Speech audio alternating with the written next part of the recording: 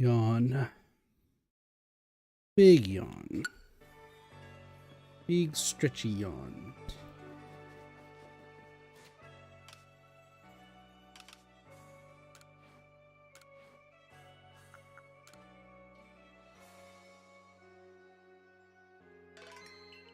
Cool. Look at all the lost satchels that people have lost. Crazy. What's up? We got Eevees to catch. We got Huas to catch. Got a lot. So.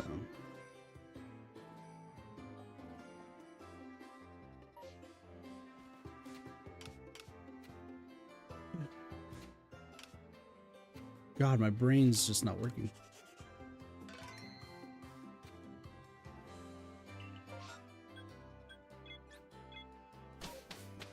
So much to do.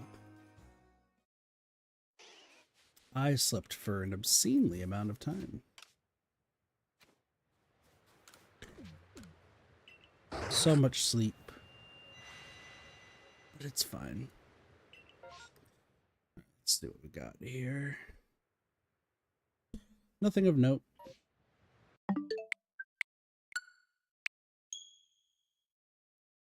Luckily, we could still go around and check some things, but for the most part, we don't need to do much.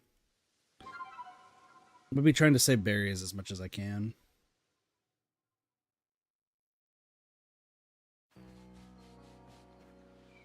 So I should, if it's one of these things, I should just save it. God, my mouth hurts.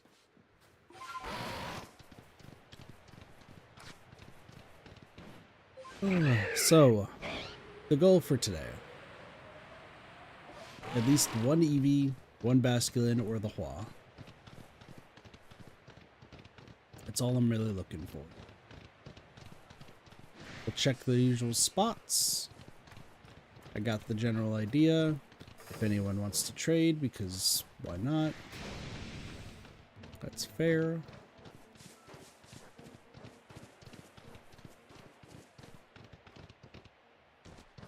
But it's gonna be checking, you know, a lot of shaking trees and going from point A to point B. Now this stream could be either hella long or hella short, because I don't have too much worry about stuff.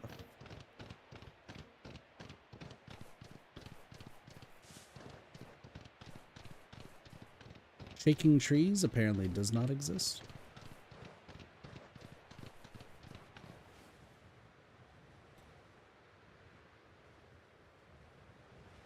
We'll turn this up for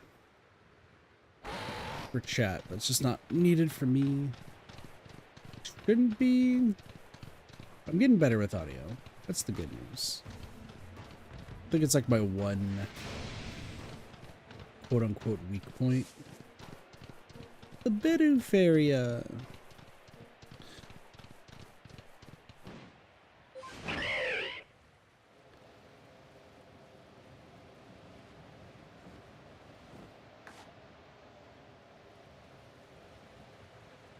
Check around here. Look at all the choke, just chilling. Apparently Burmese don't fucking exist.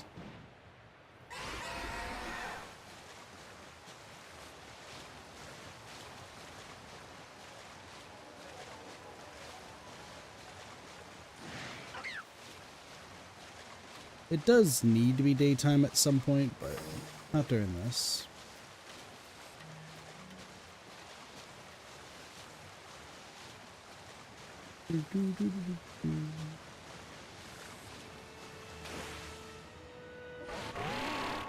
There's just no shaking trees. Shaking trees just don't exist this go around. That's weird. That's fine. But yeah. The goal is to get 3 new. Not including trading. Also, I started the script for this game too. Sucks as I have to kind of wait until whatever it's called. Have to wait a fair bit. Checking the fish. Alright, there's just no shaking trees today. Alright, fine. I see how it is.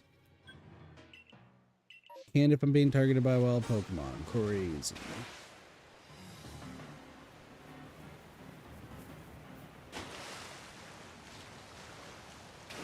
You know, I'm surprised this Basket Legion survives like half of what happens. Rest until morning. Oh, I'm exhausted. I'll let y'all know that. Kit hella exhausted. It's been a long week. Nothing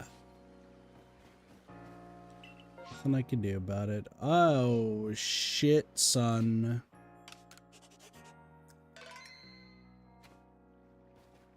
There is a possibility. There is a possibility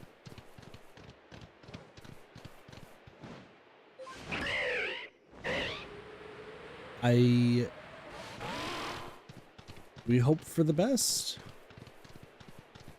It's really what it comes down to. Just gotta hope for the best.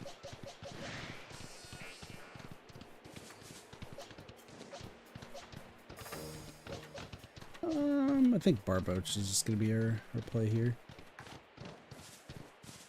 So go through the general Eevee way. We do see a shaking tree. Give me the dream. That's not the dream.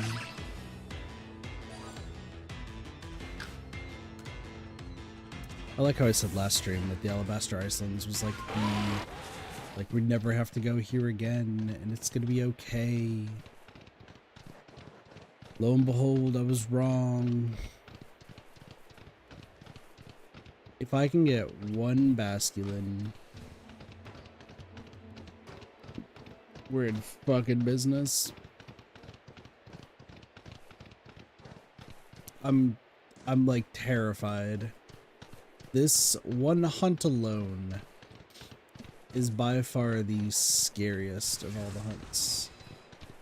Crimson Mireland's also like technically we can go there, but for safety's sake, because it's Basculin, I'm gonna be just saving here. Just because it's Basculin. No EVs. All right.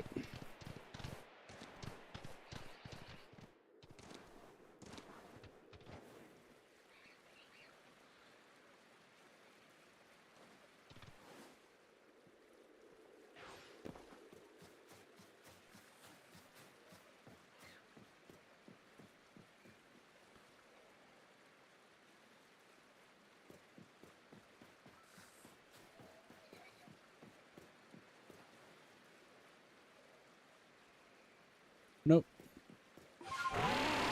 Zilch. Dang. There's a real chance. There's a real chance. But, that's the thing when it comes to Basculin is like, it's when they like do that, right? It's like that's the amount of time I have to get something or get the catch, right?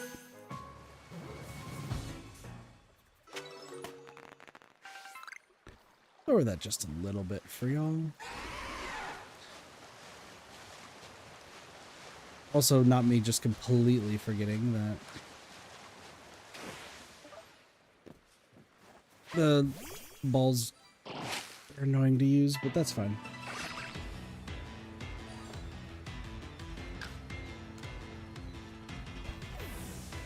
Also, what was that? Like 10 minutes in, we caught a Rufflet immediately? Not bad. Not bad at all. Also, I think the basculin is like a golden color, if I recall. If we end up like getting the shiny basculin, like that would be dope. I'm surprised with all the rufflets we've been getting. I remember there was a very long time before we finally found a shiny rufflet, and then we got 2 back to back. That was pretty funny.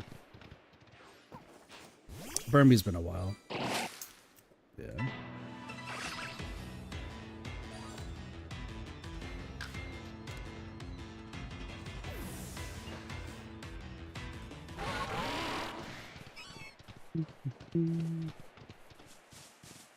I mean, luckily the trees are shaking, so that's good. This.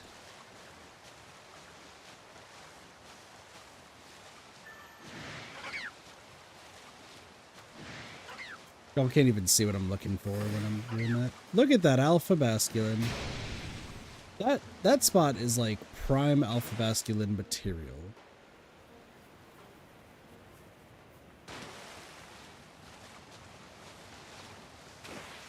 Hello. All right, we caught one. Care to report? Sure. Thanks for the money. This guy's got to be like loaded. The amount, how much money that he gives us. Like everyone in this place must be like loaded with money. Mass outbreaks, Gibble. Not entirely needed. So as far as places to go, I'm gonna be probably consistently going to Cobalt Coastlands just because there's a lot there. Also, these need to be turned purple.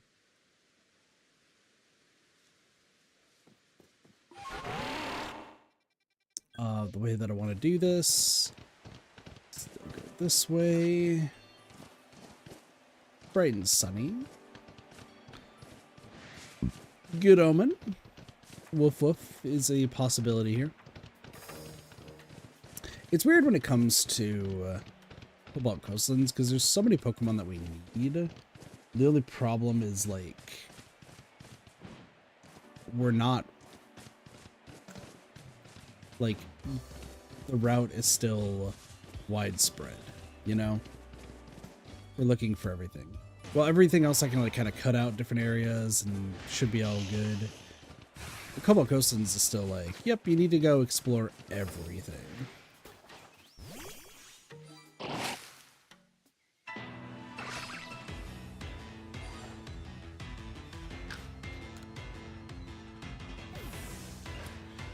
I was also considering whether I want to do the glitch today just to get more money to level things up. I don't think it's going to be necessary for right now. Just because I want to use as much as I can.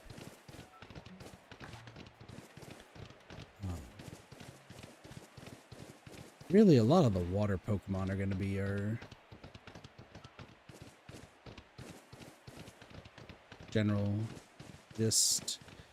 Whee!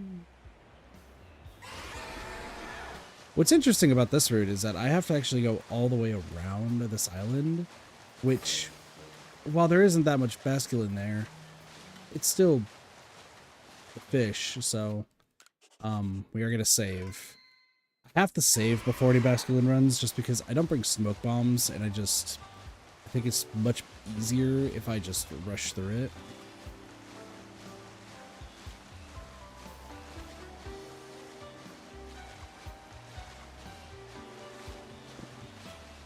We might be able to... You know what? I was wondering. It's like they disappear. Do they come back?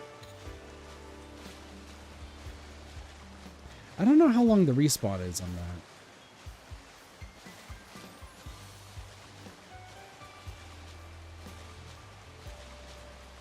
Like, it's just an idea that I had, but I think the respawn for any, like, skittish Pokemon, it's not insanely high.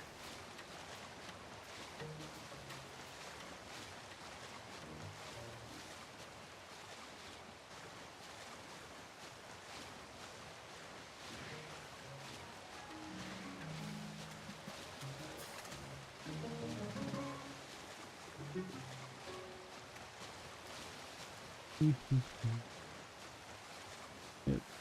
Nothing crazy around here. For some reason, that Basculin looked like slightly different to me. I don't know why. Well, that's fine. Empoleon and Piplup are another Pokemon that we need. Well, Piplup to get to Empoleon is really the idea, but that's not going to happen with just regular Joe Schmo running into things. Coin or Clover could be around here. Let's see. I wish there was a way to, like, kind of turn off those fights.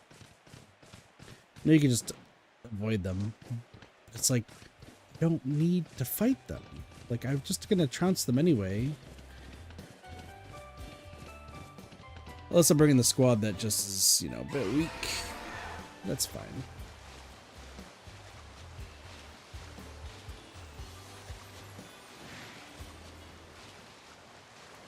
It's starting to get darker.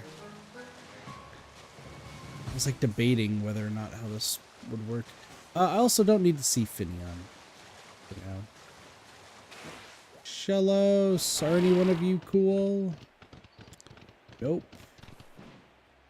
Who's surprised? Hopefully not too many people.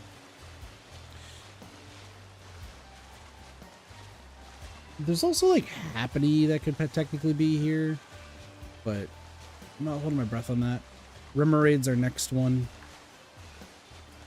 Luckily Remoraid doesn't run away, so we should be good there. Those are fine. And listen, I could just explore like every little bit of this just to find like any shiny.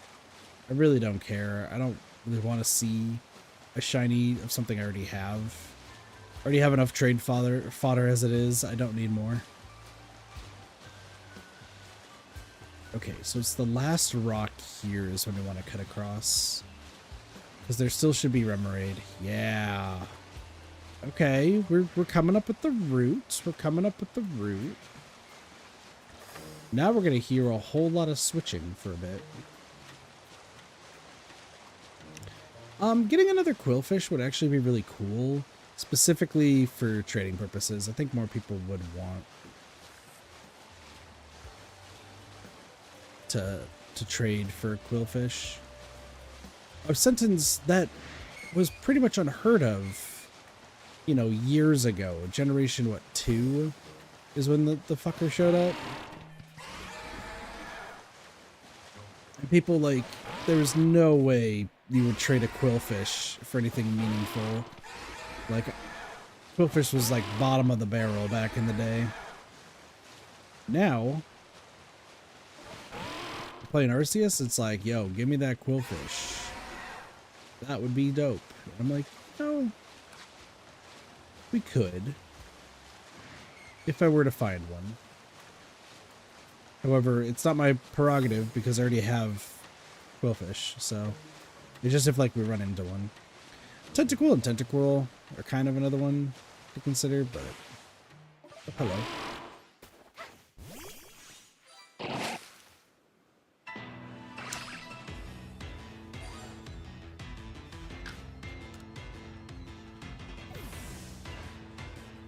For a second I thought that tree all the way in the back was shaking. Nope.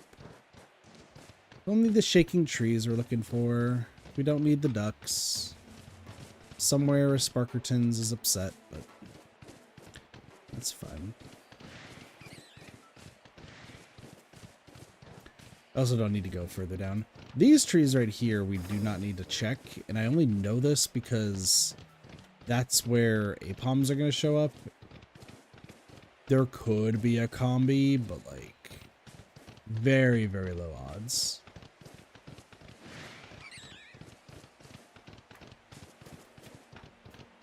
Alright, last tree in this run. Give me the Burmy! Well, you gave me a Burmy. Just not the right one. Well, I mean, it is a female Burmy. Just not blue. So I started working on the script for this game last night. I didn't stream it all last night because I was too busy. I was editing one script, working on another, and then working on the spreadsheets and stuff for both of them, funny enough. And when it came to finishing the script for like Dead by Daylight, pretty easy. Nothing too crazy that I had to worry about. This game, I had to stop after like the first, I think it was like 3 pages in, because there's so much that like I have to explain, and also like slightly weirdly defending my like shiny choice stuff. This guy right here.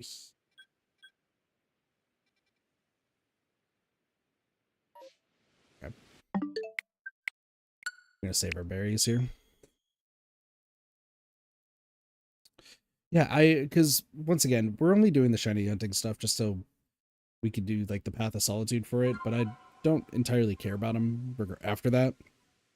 Like, let's be real, majority of the Pokemon in this game are gonna be just in a box somewhere, doing nothing.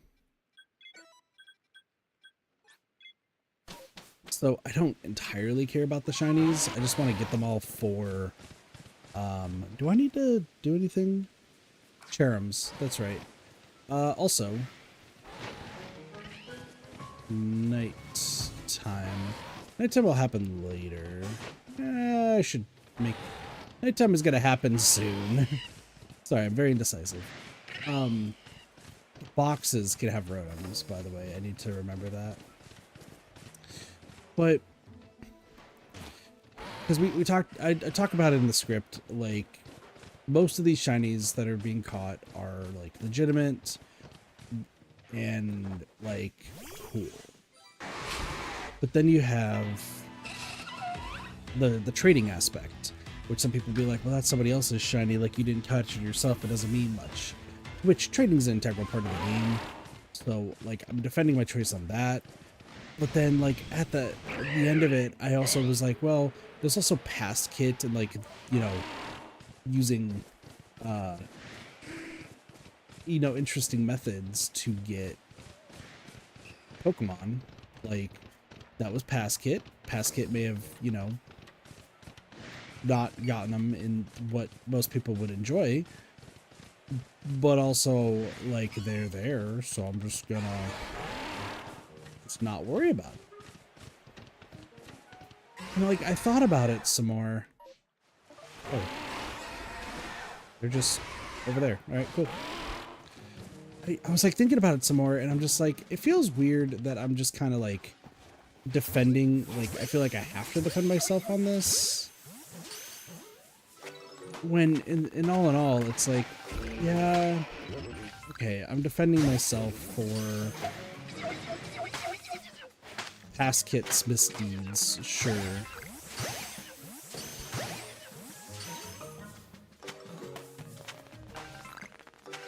Okay, cool.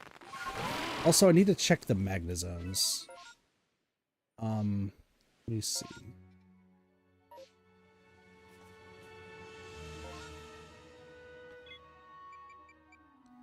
I'm gonna put a star right here. I don't remember what these circles are for. I'm just gonna put stars around here. Just so that way I know where I need to check. Sorry, getting slightly distracted here. But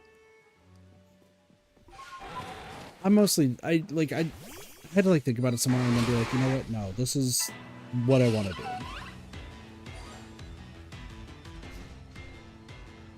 Move the spec down to 10. Okay. Because I'm using like the shinies specifically to be like, now you have something cool to look at for, I guess, for like the Path of Solitude. But like, let's just be real. And I made this like super apparent in like the script, like, let's be real. Most people who get shinies, it just goes to a box that you're never going to see again. I'm doing the same thing, except I'm actually going to use them very briefly for a puzzle, figure it out myself, and then just go from there.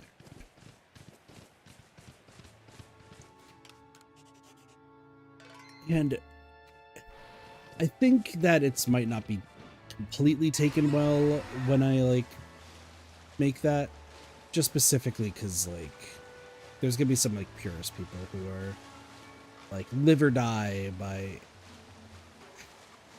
spending hours on the grind.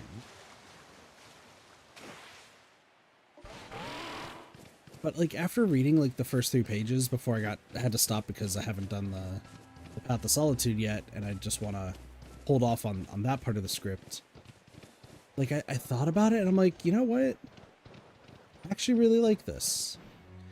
Like it feels weird that I have to like, defend myself before potential attacks. But I think it's, you know, worth it. I think it's, you know, a good like just general description of just my general thoughts on Chinese, what they really truly are. If there wasn't, this was something I was like considering adding, and I had to think about it a lot yesterday. I was thinking about it today, and I was like, maybe I should, maybe I shouldn't. I think I do want to put in an aspect of what would make a shiny Pokemon more worth it for me.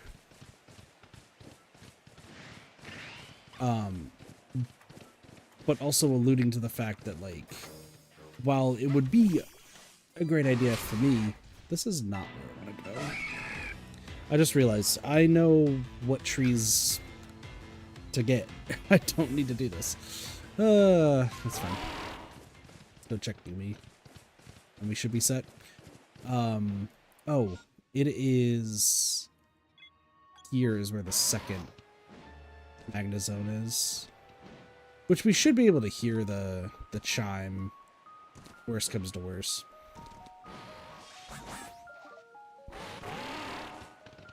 Sorry, brain just going everywhere. I think I do want to put in some place of like what would make shiny like Pokemon like worth it to me in the grand scheme of things. But I know it's like not everyone's cup of tea. Like if there was an actual like stat boost or like they were actually stronger than regular, I know some people would have like issues with that because it means that luck is going to boil down to actually having like a better Pokemon. But maybe like code it where in the game it's stronger, but like competitively viable wise to make sure you don't have to rely on luck, then it's not, right? Something like that. But I also just, you know, at the end of the day, I'm doing this for a really stupid reason. So. Alright. First up. I don't even know if Eevee does show up in this one. The answer is no. I don't know if Eevee does show up in Massive Mass Outbreaks. Is it this one? Let me see.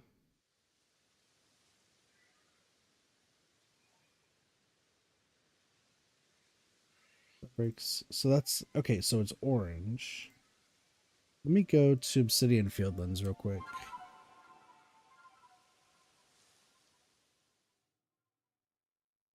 Pokemon.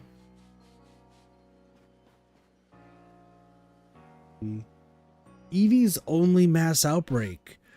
Oh, okay. That makes things more interesting. So I actually don't need to ever go to Obsidian Fieldlands. I mean, I can for Happiny. Actually, hold on, let me check. Happiny, do you show up? No, Happiny is also only massive mass outbreaks.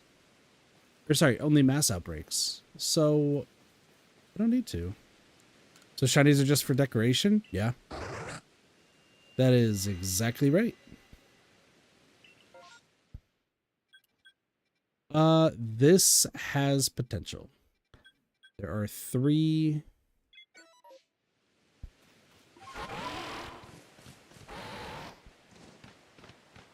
options here. Unknown itself is particularly interesting.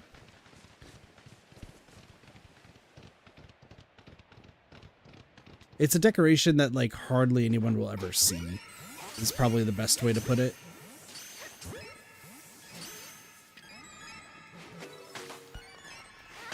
Like that was actually something I also was like considering talking about. Excuse me.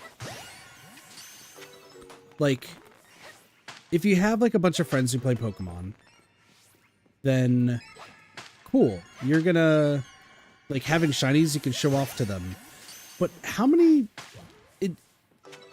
from what I can think of, how many people like actually have like people IRL that they can like go to and show off like the shiny Pokemon? Sure, online you could maybe go into battles, but if you're into battles, like they're not gonna really be in awe of your shiny Pokemon. They're just gonna want to fight. Right?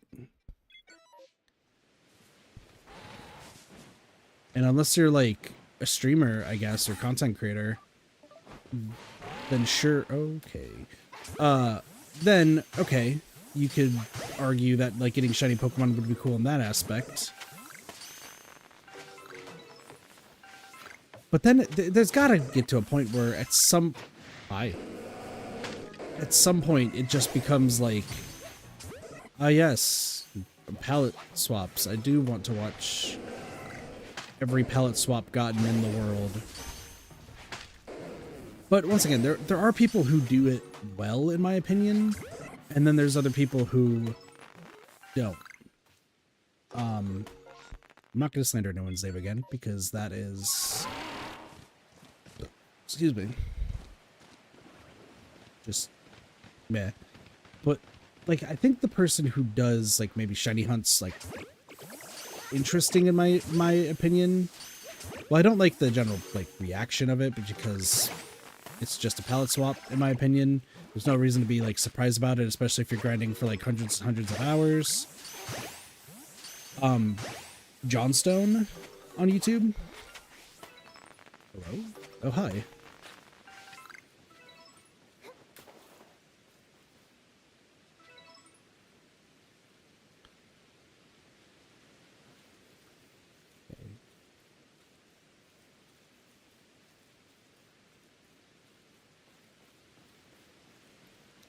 Sorry, I have to focus because it's in the fucking bog water.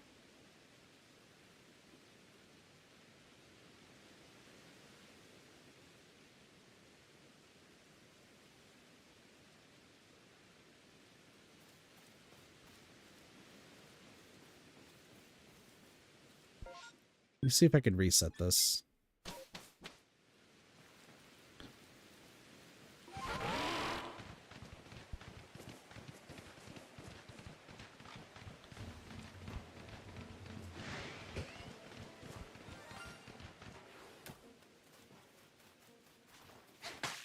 There we go.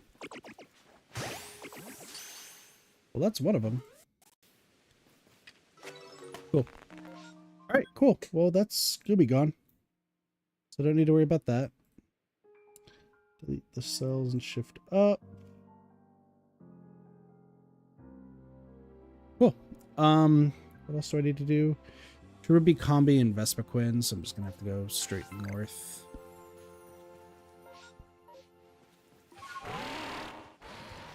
I would do it because like the way certain Pokemon look shiny, I don't get it otherwise. Does it count when trying to fill the Pokedex? No, you don't get anything special for putting it in your Pokedex. Like, there's nothing like extra. Like, sure, if it looks cool. Like, once again, my favorite Pokemon of all time is Zorua and Zoroark. Like, I will say that both their Hisuian and regular forms are amazing, and their shinies actually do look really cool. Like, I'm not gonna like try to say that they don't look cool. Like, they definitely do. That being said, like, if this was any other game, I probably still wouldn't be grinding like thousands of or hundreds to, yeah, say hundreds of hours, just hoping for luck to get the Zorua and Zoroark. Like, sure, it looks cool, but like, I'm not gonna spend like that much time getting it because I'd rather just have like the Pokemon. It doesn't get me anything else other than it looks different. But also, like, I guess I'm the kind of person who would like to show off to, like, friends and, like, other people. Just being like, yeah, I put in the time and effort, and I got this. And they're like, oh, shoot, that's cool. Because that's how it was back when I was younger, right? Back when I was younger, like my friend group, we all play Pokemon. This is back where in my hometown. And we all played all the different Pokemon games. I started with Pokemon Blue, and then skipped Generation 2. We're not going to talk about that. But my friends and I, we all played Generation 3.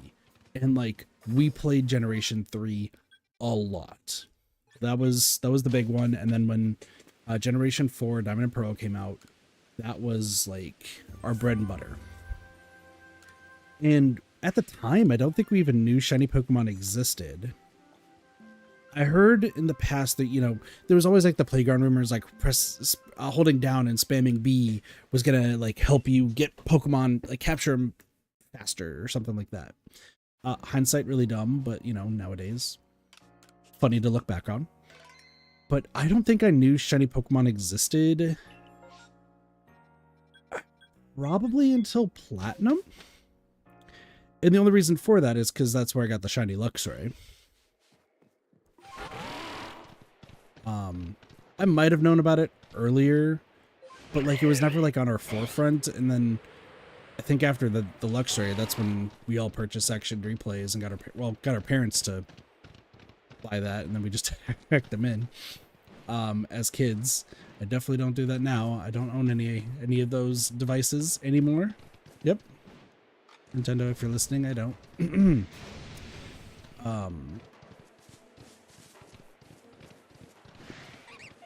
But like then, like that would be when we'd like show off. But we weren't even like, even when I showed off like the Luxray, I don't even think like I think they were like, oh dude, that's cool. But we were like more interested in like showing off like the legendaries that were in the game, or like some rare Pokemon that we caught. I remember my friend showing off Lucario before I realized that like Riolu evolved through friendship. And being in awe of that more than like if it was yellow, right? I just... But there's the thing that like baffles me, and I do say I don't want to like try to like bash on anyone's like what they do, right? There's people out there who like they don't stream, they don't show off to anybody else, they don't make content, but they spend thousands of hours getting every single shiny Pokemon they possibly can get in the game.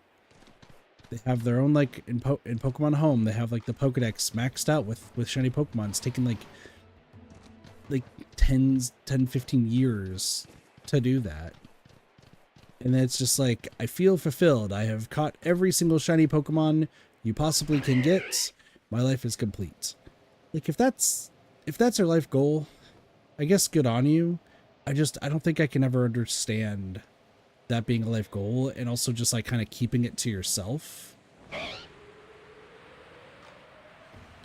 Like I'd feel like I want to, like, if not show off to my friends, I would, in this day of like social media and like just, you know, online presence, especially with the games also being online, like I feel like I would want to show off online and show that I did it.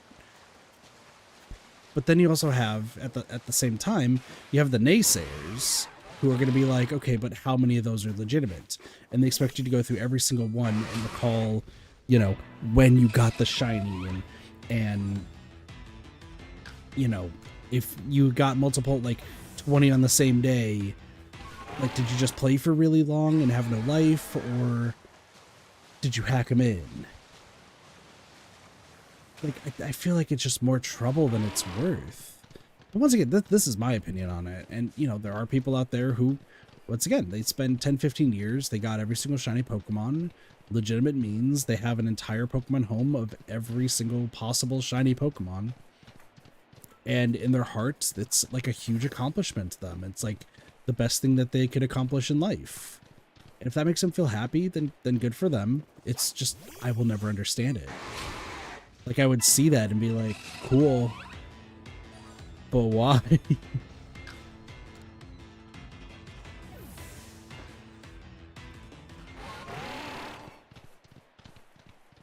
I also think, though, and that this is like another like topic about it, is I wonder if it's also has something to do with how I was raised and like the people I grew up with is how I like why I have this perspective, right?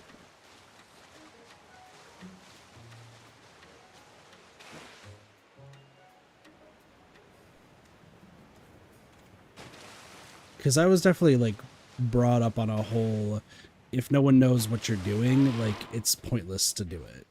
Like you have to have people like acknowledge you.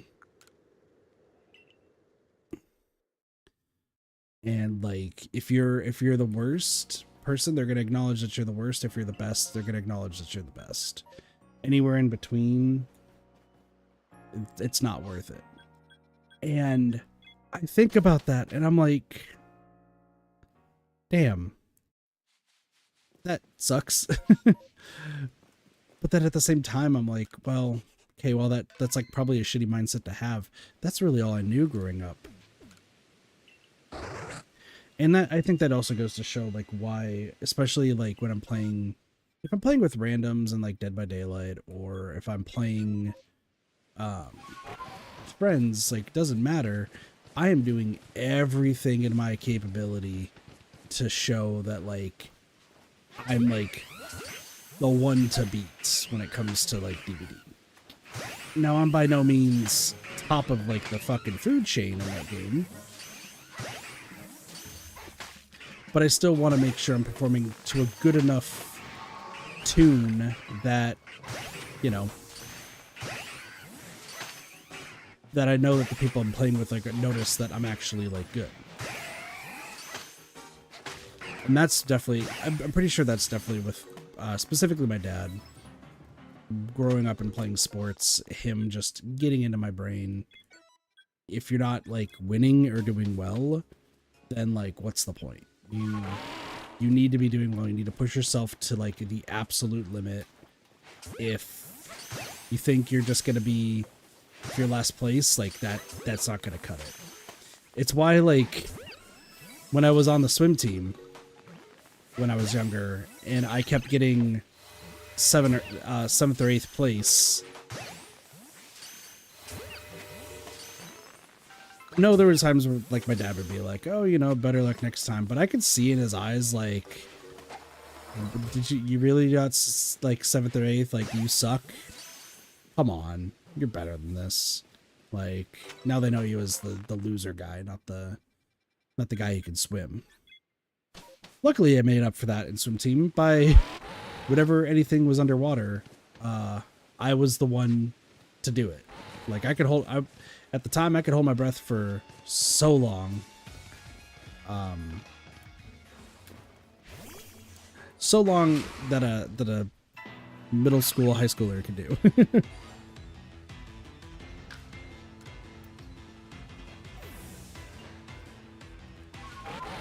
I was never afraid of drowning either. That was a thing. Oop, let me do that. Cool. But it was definitely this like kind of mentality because my dad was like huge into sports. That's why like one of my brothers, before he unfortunately can never play sports really again, and that's a story for a different day. He was always like the best or like one of the best players on any team he was ever on. And same with like another of my brothers who can play sports. Like they're just the best at what they do. And I know that's, I never really kind of wondered how my mom thought about it, but I know my dad definitely just wanted his sons to be like the best at what they do. That was like just the general household, right? And you have two of my brothers who are big into sports, but unfortunately one cannot play sports anymore, and that I know that crushed his soul, but he's, from what I hear, doing better, so like that's cool. And the other one stopped playing sports and switched it for gaming skill, and this guy is just ridiculous. Like if Doge, my roommate, isn't gonna teach me how to play like FPS games, then my middle brother would, Scrunch, because This guy just casually like can do high level like FPS game like lobby shit to like such a high degree that I'm like, what the fuck do I do? Like, how do you compete with this? And he's just like, yeah, no, I'm just, you know, dominating, getting first place. Like, not even a problem. When he played Apex, Apex Legends in the past, his whole thing was like, yeah, I'm in like a duo with a friend, but I'm got like, you know, 9-10 kills per match, which I hear is like pretty decent back then. Maybe it's changed, I don't know. And I'm just like, what the heck? And then brother younger than him, Strawby, while he is a complete shut-in and has zero social skills, is brought up a few times on stream before, he taught himself how to code. And before the game that he plays being just an absolute terrible state right now, I think he is part of something that like actually makes money on that terrible game. From what I understand, at least. So it's like, damn, he just fucking taught himself how to code and then like just plays a really shitty game that's actually making him money. Like, what the fuck? And then my youngest brother, I think he feels like he has like a lot of shoes to fill, but he's just good at it all around. But then you have me where like I never really amounted to much at all, right? Like my parents tried to get me into sports, and basketball I got pretty much banned from playing. Baseball, I couldn't see the ball in the air. The worse that my vision got. And even with glasses, I can't see it. As seen when I play golf and I can't see the ball, but after I hit it, I have to rely on my brothers to like show me where the ball went. Football, I was more or less blocked from playing.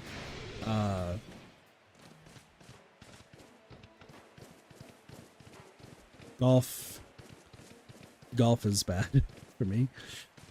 Swimming, once again, I can only really swim well underwater. I can't, like, apparently above water I'm pretty slow, even though I feel like I'm not that slow.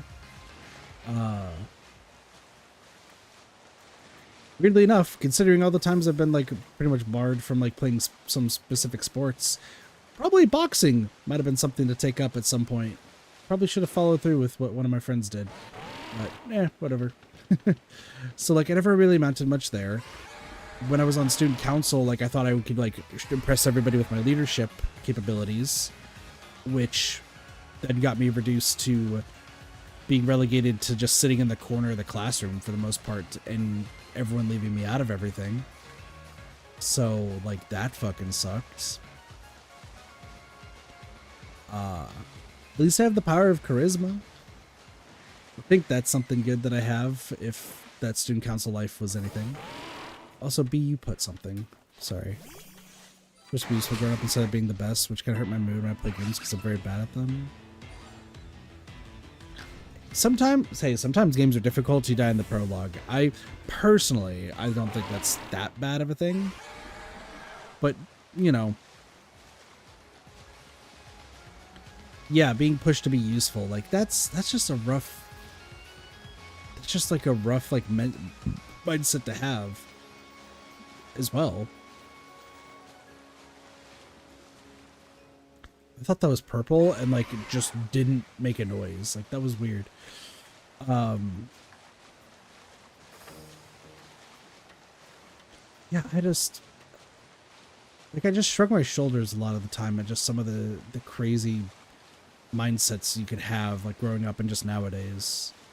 For me though, like I think the only like I do think about like what good I am in the world, right? What do I bring to the table? What I can do to like, what am I good at? Well, I do know my parents, especially my dad, wants me to be the best in something. For me, I'm just gonna settle for like, what am I good at? what do I have, like, good traits? Do I have, like, and like, there's a whole bunch that, you know, you have, like, a giant list of what you can consider. But, like, looks, don't really have those, which is why the cat's just kind of more of a mainstay nowadays, because I just lost complete confidence in how I looked. Excuse me? I thought I saw something flash for a second. Without a noise. Gaming skill I do have decent, but like I can't play FPS games to save my life.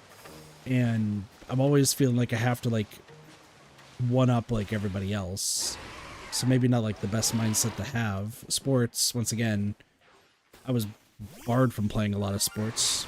There we go. Hello. Are you female? You're female! Let's go!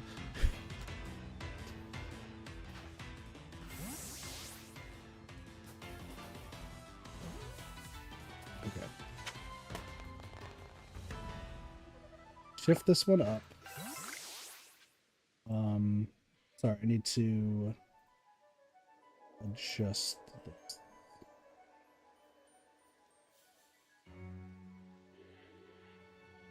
Sorry, I thought this one was gonna take like fucking forever to get. Cool. All right.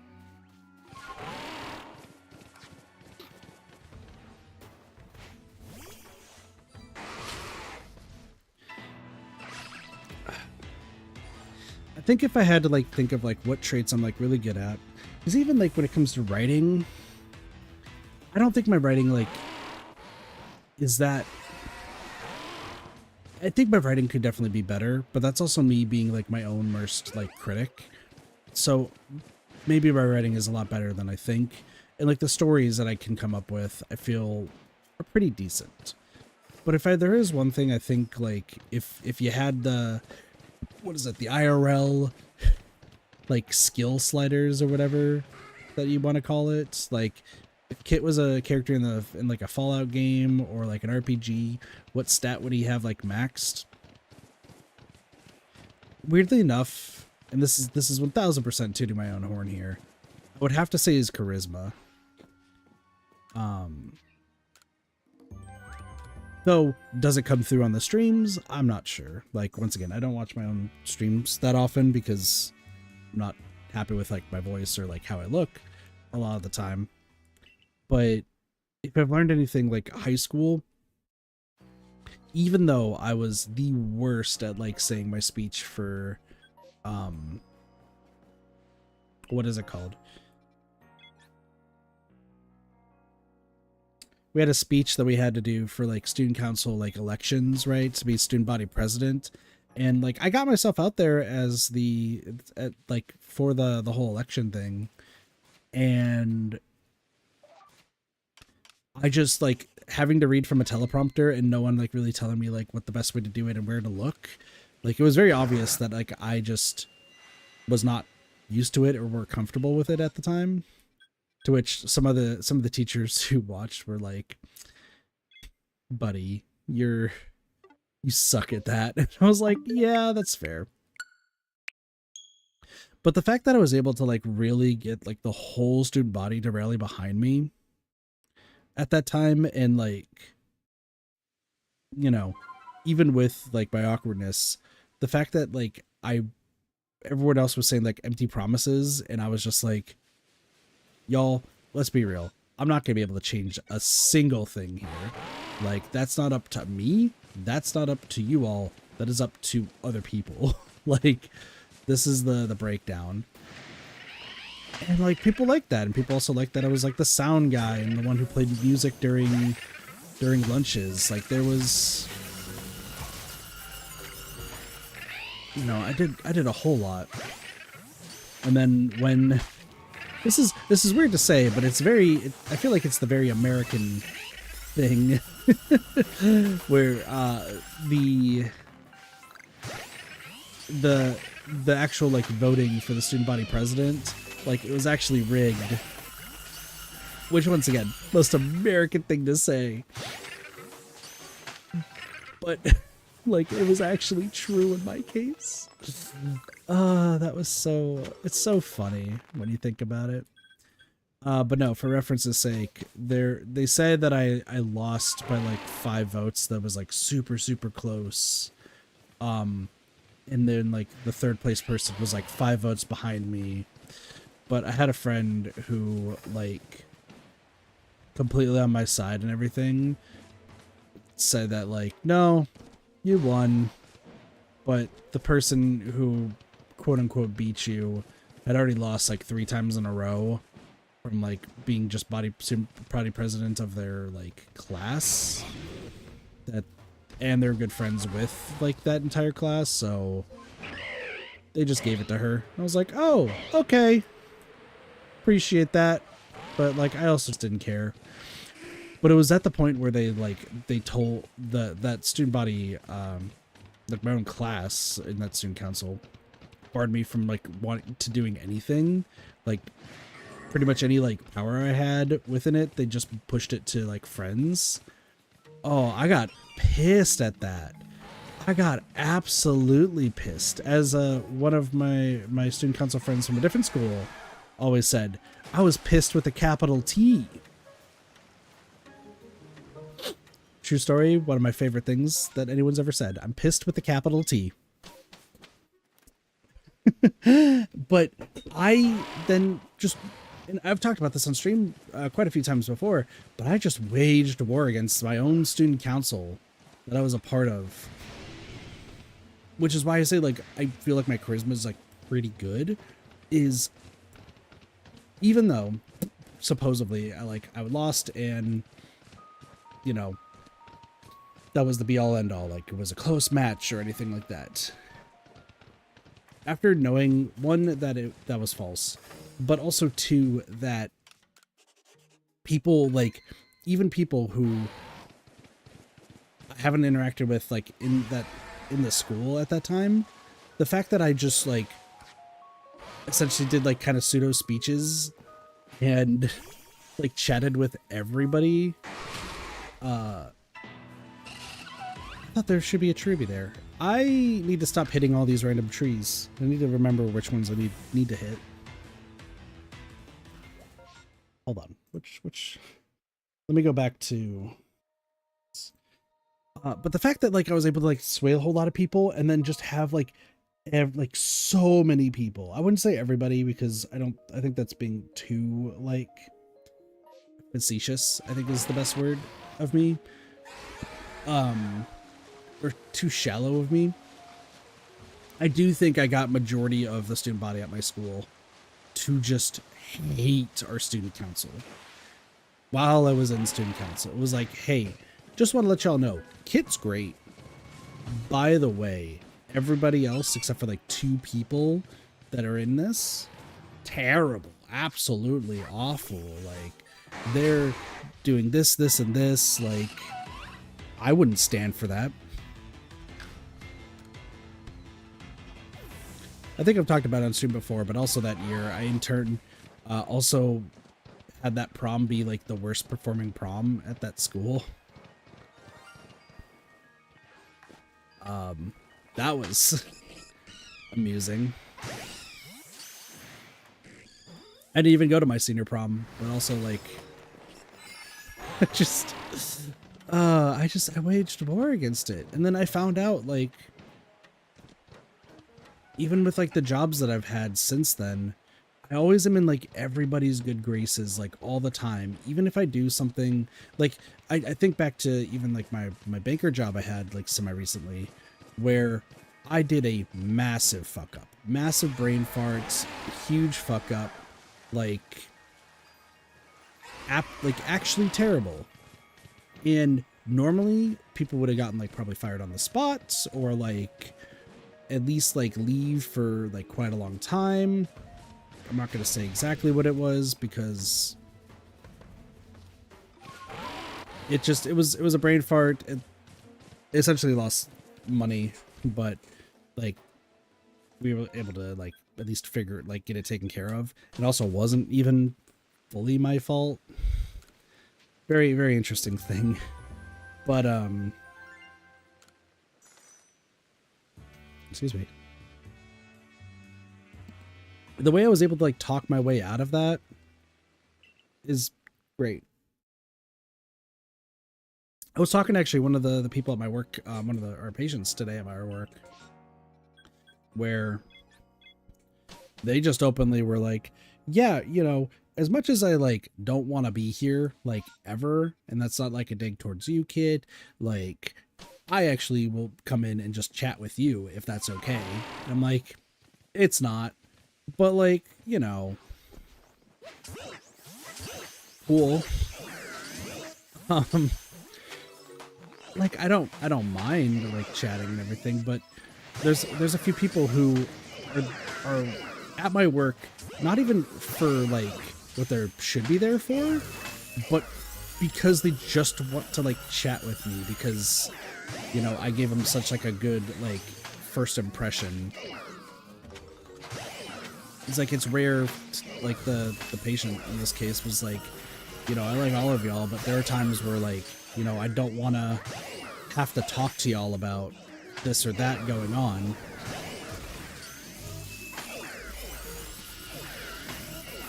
But yo, I'll come in and chat with you for like 15 minutes, like if that's okay. And like that, I think that's why I like think I have like pretty good charisma.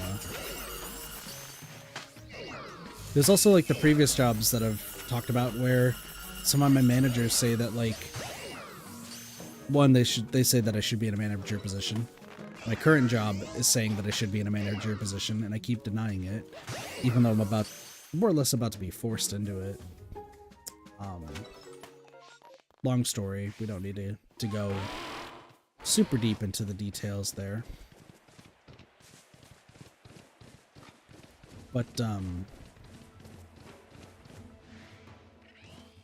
like one of my previous jobs, and once again, this has all been said on stream before, but like it's just gonna be me repeating myself because it's been a while.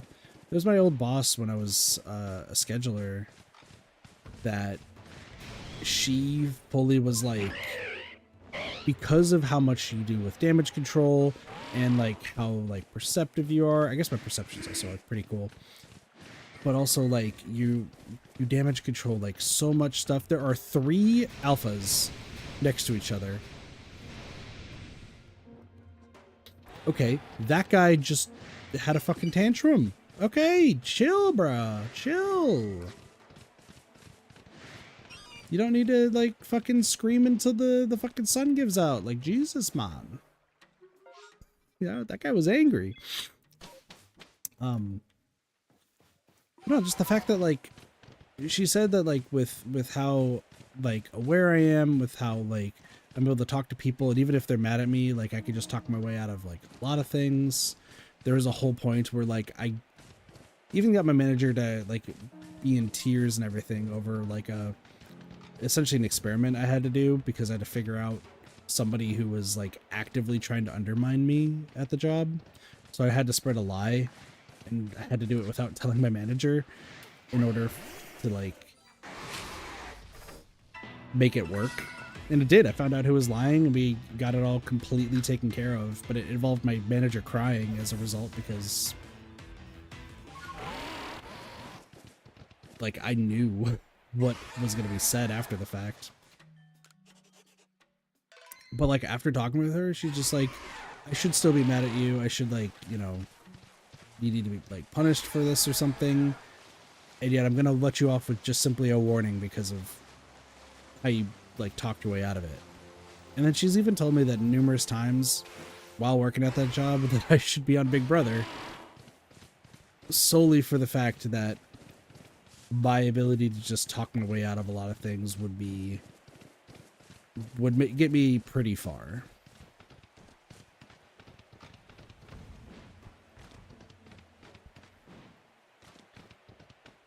And weirdly enough, like, I take a little bit of pride in the fact that I considered charismatic by some. I guess it's why, even with, like, the fact that I really am just an asshole and, like, a jerk a lot of the time, the people still, like, kind of stick by me a lot of the time. But I don't deserve it. But maybe me just chatting and everything is what... I thought that was different color. Cool. Maybe that's something that I don't know.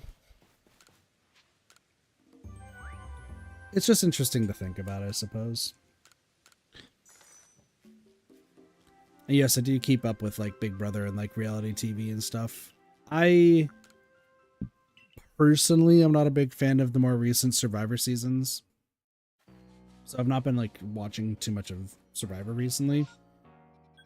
I've heard Australian Survivor, the one they're doing right now, is actually pretty good though. Or just Australian Survivor in general. I haven't paid attention to the challenge recently, but Big Brother, holy crap, these past 2 seasons, like I just have no words. I really don't. Like it's so like the previous season, it goes to show that the guy who was playing the game, how it was in the past, who didn't even make the jury phase, that he was the one who like became the favorite house guest because he was actually like interesting to watch, and like pretty much only got screwed over by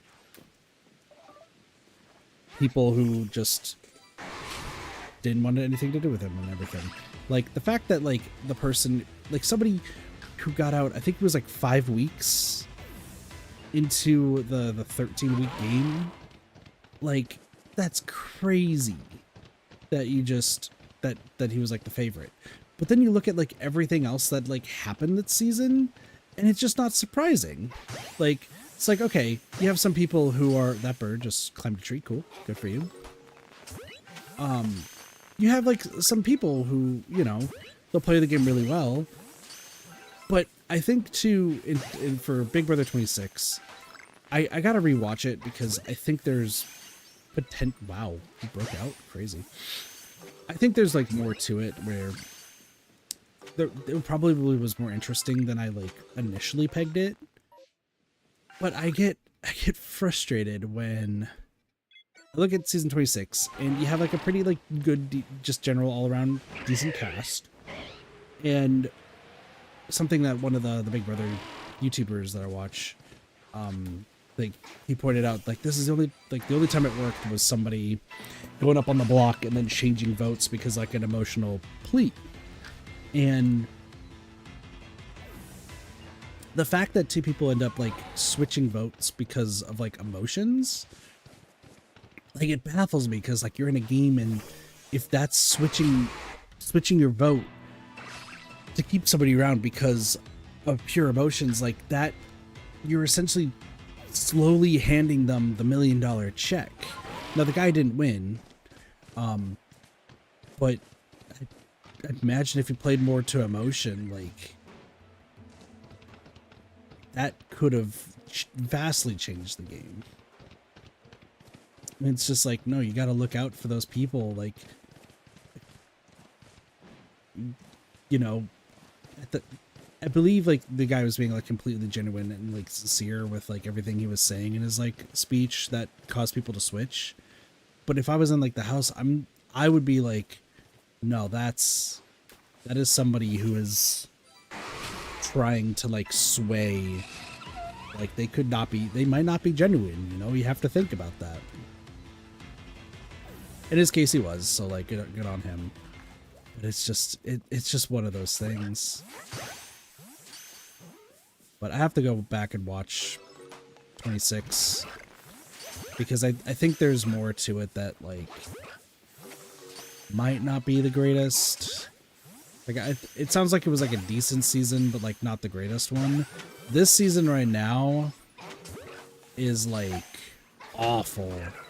And another one of the Big Brother creators that I watch has even said, he's like, I don't think anyone can be considered good. Even like, I think they even said in the video that like even a person who might be trying to play at like such a high level in order to like win the game is still bad because they're being as much of a target as they possibly could be. And then there's the guy who just got evicted that like every fan hated. because of like what they're saying is like his creepy demeanor. It's just a bad season. It's just a really, really bad season. And then they also brought back Rachel Riley, which like and I've talked about this before actually recently. The fact that you have somebody who like played the game before, who has won, and is just there, also playing for the million.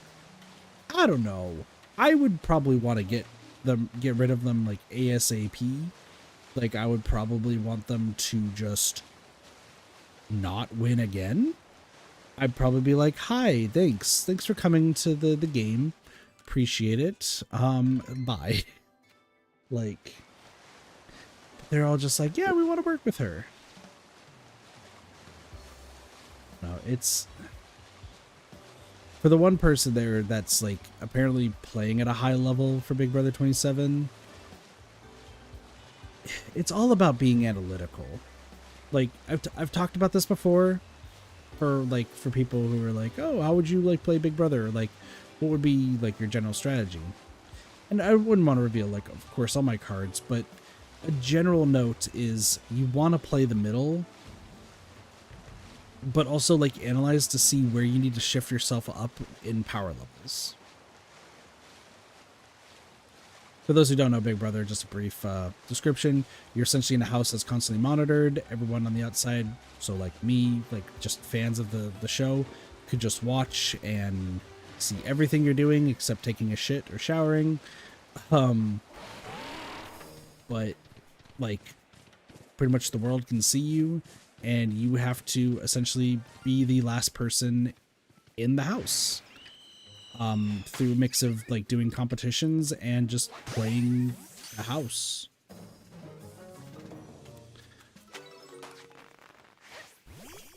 And the entire gist, in my opinion, is a mix of you have to be analytical, charismatic, but also like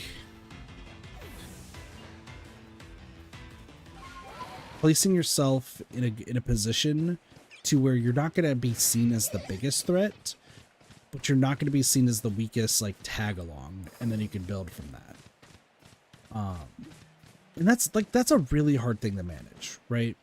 Like, if you're trying to make all these plays and everything, your power level will go up, and if somebody even remotely savvy notices that you're the one making those plays, like, you're the top 3 of, we need to get rid of you. I had a term for it. I can't remember it right now. But I had a term that I wanted to use, which was like essentially putting forth ideas to people and like slowly convincing them that it's their best interest to do X, Y, or Z. And by doing X, Y, or Z, it would essentially cause that person to be a target later down the line for what they did, but you were still the instigator and the one who was pulling the strings, and could back that up by talking about everything that you knew.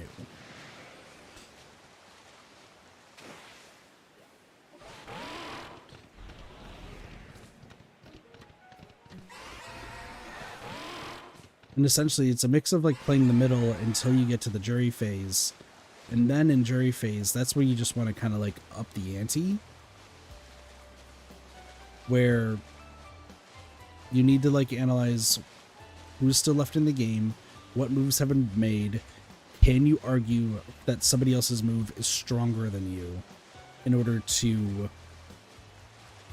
keep yourself around and get rid of the quote-unquote stronger player. Like there's a lot of ways to go about it, and I think there's just a lot of players who, at least from what I've seen, that just kind of, they do make some good plays and make some general plans that do propel them forward in the game, and sometimes it makes them win. But a lot of the time it's more the fact that like they're just accidentally in the middle and no one wants to go after them. Which is, you know, a strategy. It just might not be one that you were thinking it was going to work.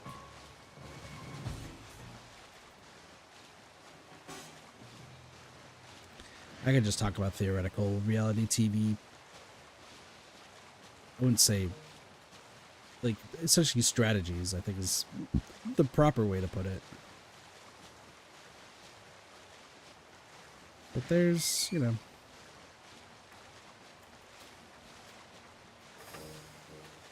always stuff to consider.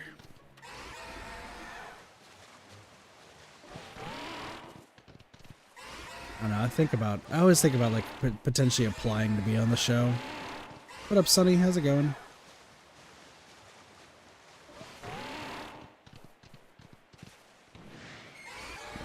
Always considered wanting to apply for Big Brother. The problem is that means I have to deal with FOMO for like half the gacha games that I play.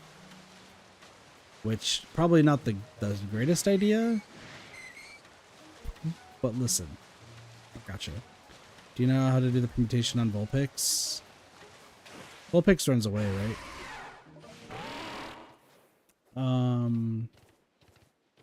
I think you have to stun them.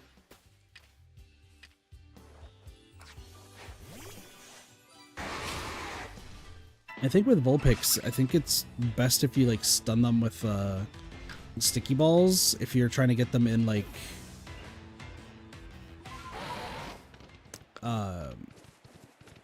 if we're trying to get them into battle to do like the permutation stuff.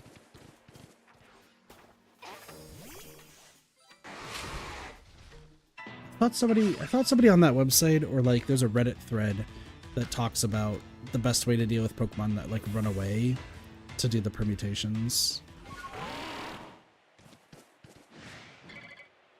Because I went back, I like how I said I did, like I don't watch most of my stream stuff back, but I did watch the one where I got the Rotom. That wasn't really the stream that I was watching, I was just watching my footage that I have on my laptop. And it looked like what I was doing with the Rotoms was I was just throwing the sticky globs to stun them and then throwing a Pokemon out there so I could fight all of them.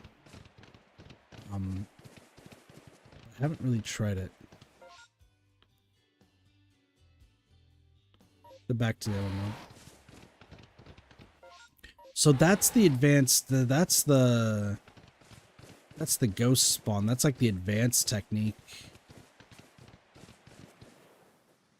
Which that might work. Yeah, because if you're on the website, that's the advanced method, because that means you'd have to go like back and forth, and you're essentially changing like what spawns before it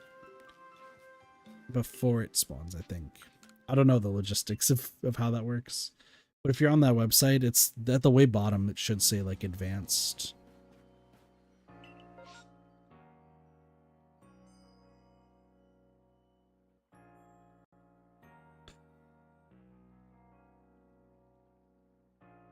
I don't need to go to the Crimson Mirelands for that. That was the ghost method? Yeah. If it's leaving the massive mass outbreak, yeah, that would be the ghost method.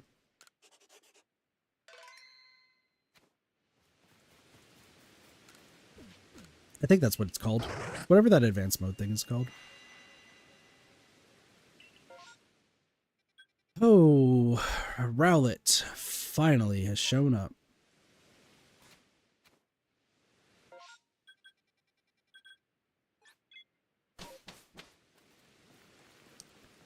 This is the moment of truth. We have been waiting. I don't think Cherim is needed. We've been waiting. I just need a Rowlet. I just need a shiny Smol lad or lass.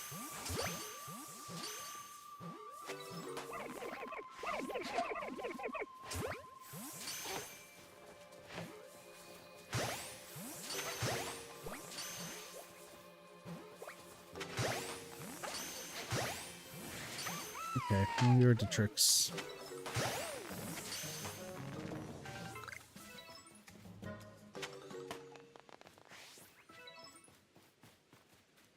Oh, hello. No, it does not matter what fast travel you go to. You just have to be away from the think you have to be, I think one, you have to be pretty fast at it, but two, because it's like right after you like do the catch, you have to like immediately back out to travel before like they spawn in. Like I think it's pretty finicky is like the only issue. I don't know though. Alright, apparently this could be Rotom. That is not a Rotom. I'm just gonna not check the boxes. So.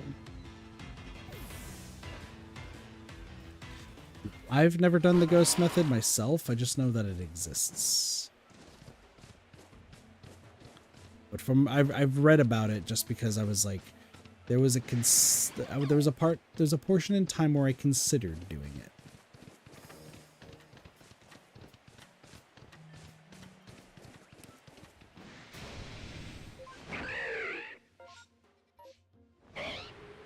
My hand's like getting carpal tunnel here.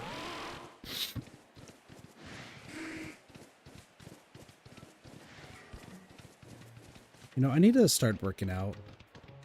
Like we were just talking about like the whole like wanting to be on Big Brother thing.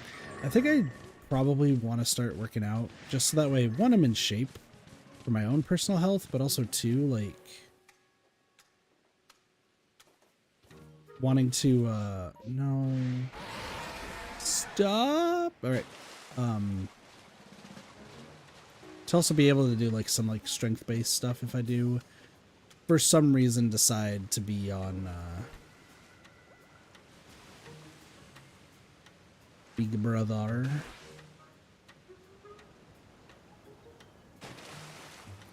Yeah, correct, Sonny. I believe that's how that works.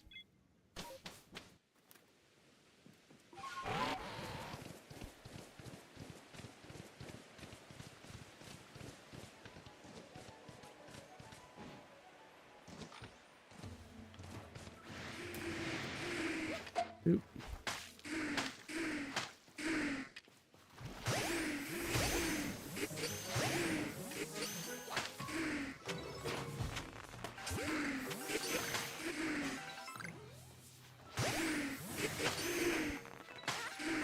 This is the only time I will ever catch Gligar like this. What am I doing on berries? 84? I think I should be fine. Moving forward. I don't think I'll ever be on Survivor. I was talking with Neko, friend, who, just about like my allergies in general.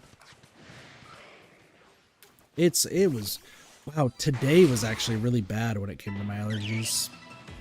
We had one patient come in and like it had to have been this one person. Like there was no other person it could be at the time. And she like walked by, talked for a little bit before she went back, and all the allergies just destroyed me. Like I was having trouble breathing. And then one of my coworkers was asking if I ever considered, like, if I ever would go on a hike. There's like a bunch of nature trails and stuff around. And I was like, no, because I'd probably die. And then based off me like just suffocating after like the person who, they probably had like dog or like cat hair on them. That's what it was. Oh, it was pain. It was misery.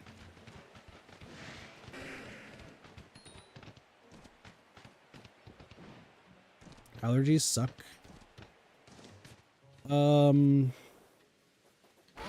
That one is not a Cherim spawn.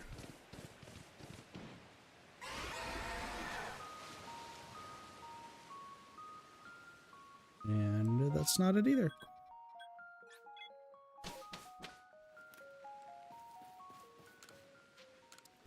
You caught 14 Pokemon. A lot of them were owls.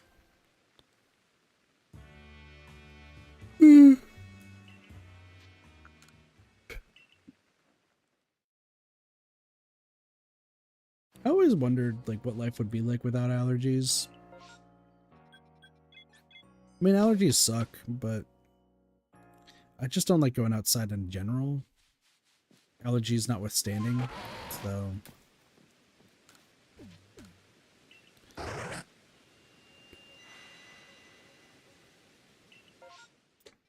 Again, that's why I would never be on Survivor. Alright. This could be huge. Is that up top? It is.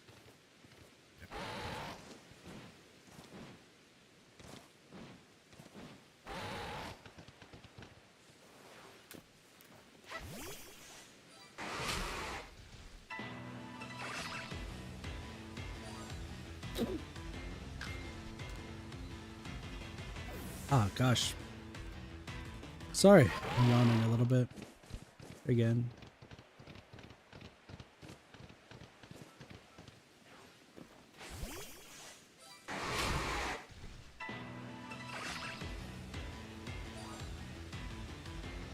No, I need some sort of food. I've really just been eating, like, lunch and sunflower seeds lately. Probably not the healthiest thing.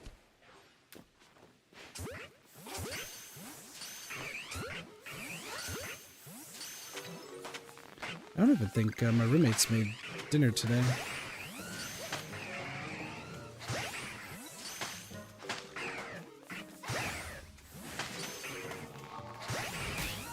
Ow, I'm being assaulted by a penguino.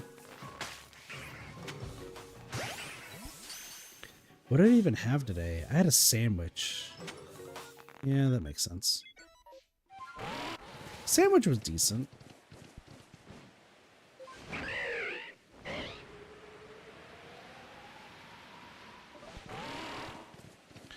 Oh, you know what? I have bread and I have peanut butter. Not hot dog buns this time. Like, it's actual bread. So maybe I want to make, like, peanut butter toast or something.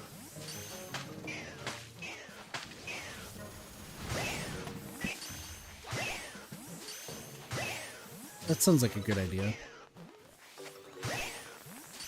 I'm not good at, like, nutrition at all. This might come as a shock. I don't know if this is normal, but I never took, like, a nutrition course or anything like that. Like, I never learned about, like, I learned about the food pyramid middle school-ish. And that was pretty much it. And even then, I was told that the food pyramid is wrong, like, a few months ago, so I don't know what really to make of that. But I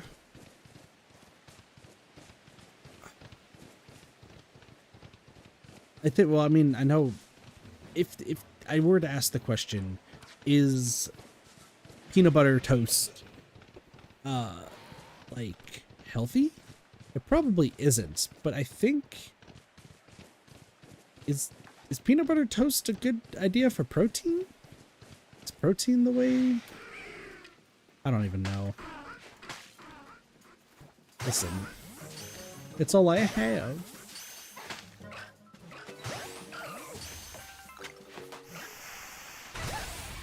Ow.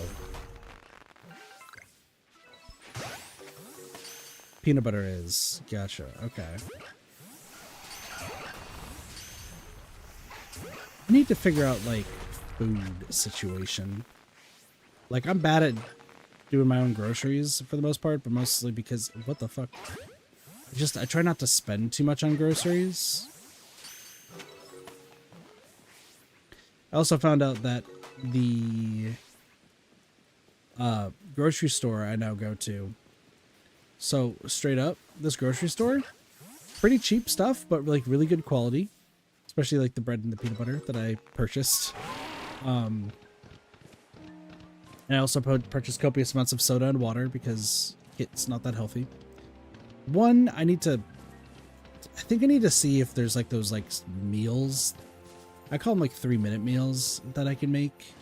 Because I remember those usually were pretty cheap, but I would have to like really fill our freezer with that. But also too, while I like this grocery store I go to now, holy hell is it gonna kill me. I don't know if it's just this grocery store, if it's like maybe like the norm nowadays, because I feel like the one I used to go to also like had it, but not nearly this like detrimental. Before you walk in, there's like rows and rows of flowers, like a ridiculous amount of flowers. And then when you go further into the store, like before you get to like all the food and everything, there's just like, here's more flowers, here's more plants that you could potentially have in your home. Here's like roses and like carnations and stuff. And I'm allergic to flowers, so I kind of like walked in and I try to avoid the flowers, but like they're just all there. And I realized that I'm slowly like suffocating as I'm walking through this grocery store. Because my allergies are just like so bad with it. Like I went the other day to get I purchased like an energy drink for myself and a coworker, and it's like in the back of this grocery store, and on my way there I could just feel like we just like slowly like getting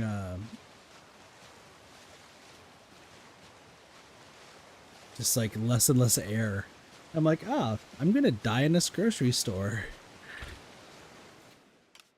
I'm gonna have so little air because there's flowers around that I'm just gonna pass.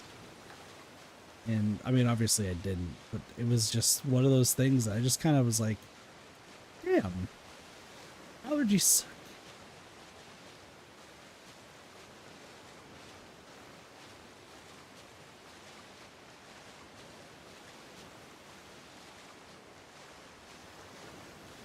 I remember when I was younger, I really wanted to, like,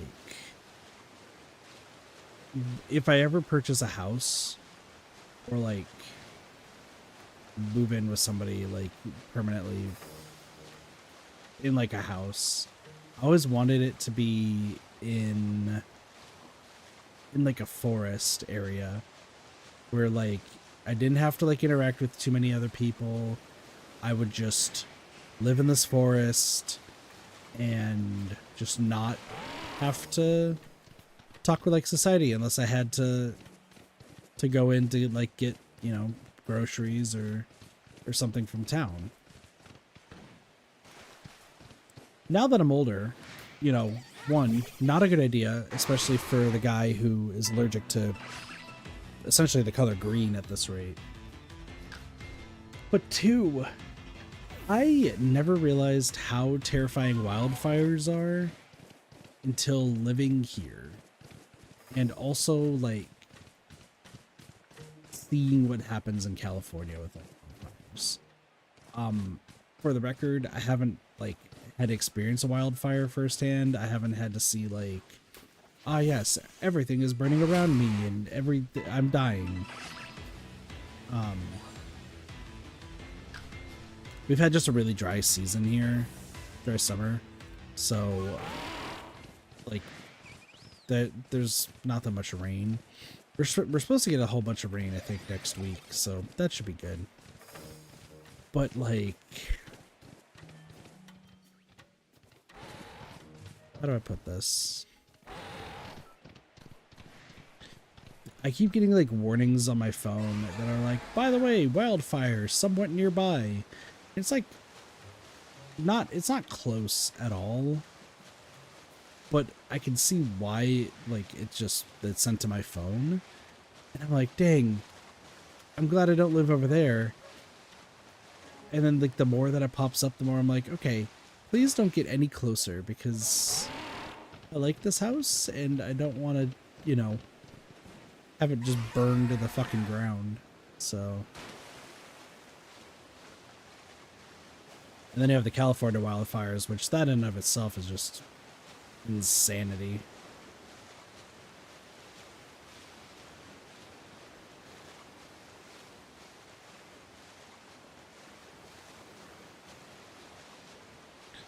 But thinking of like having like a house that's just in the middle of a forest, Like, ideally, in terms of like isolation, probably pretty good. Don't have to deal with too much people. That sounds pretty good. But I think about it some more and I'm like, there's just way too many risks.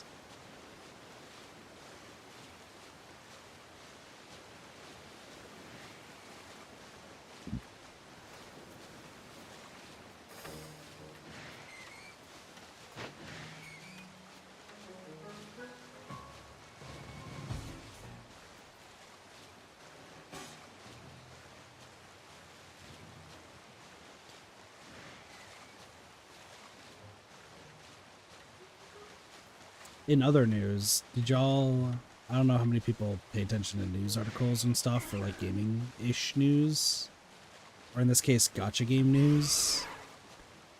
Has anyone heard about the guy who got put into jail for Brown Dust 2, a Brown Dust 2 image being on his phone?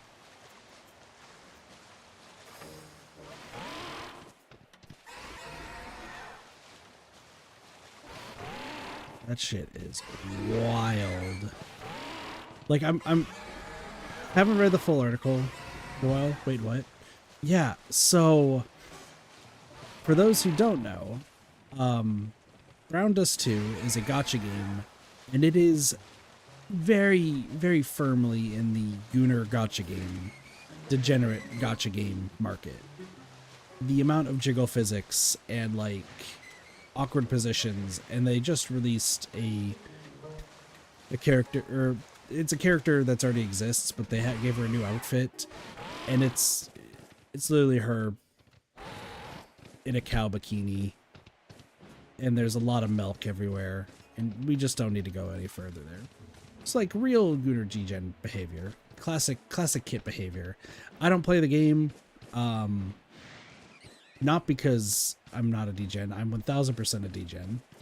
I've said it numerous times on stream. I actually just don't like the core gameplay of it, which is baffling, but like whatever. Yeah, I'm just not a big fan of the core of the gameplay. Anyway, this guy, one of the characters in Brown Dust 2, I think at the time, I think they like retconned the character to be like of age in Asian countries, but I think she was like 14 or 15 or something, like in game, for Brown Dust 2. And the only outfit I think she has is this like, it's like a kind of like a wedding dress sort of outfit. Oh, hi, Alpha Burmy. It's like a pseudo like wedding dress sort of outfit is the way to describe it that I saw on the article. And so this guy goes to the airport to go to like, I think it's Comic-Con, New York Comic-Con, and he gets stopped by airport security for some reason and demands that they search his phone.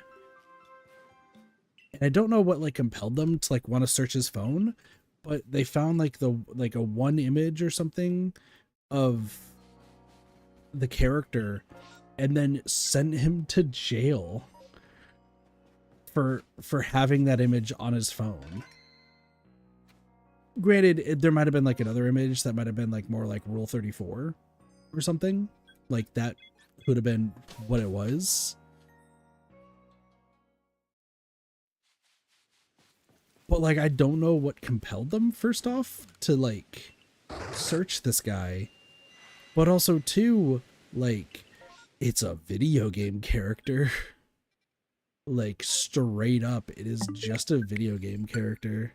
There are way worse things that you should be focusing on. A guy having a very suspect image on his phone, like that?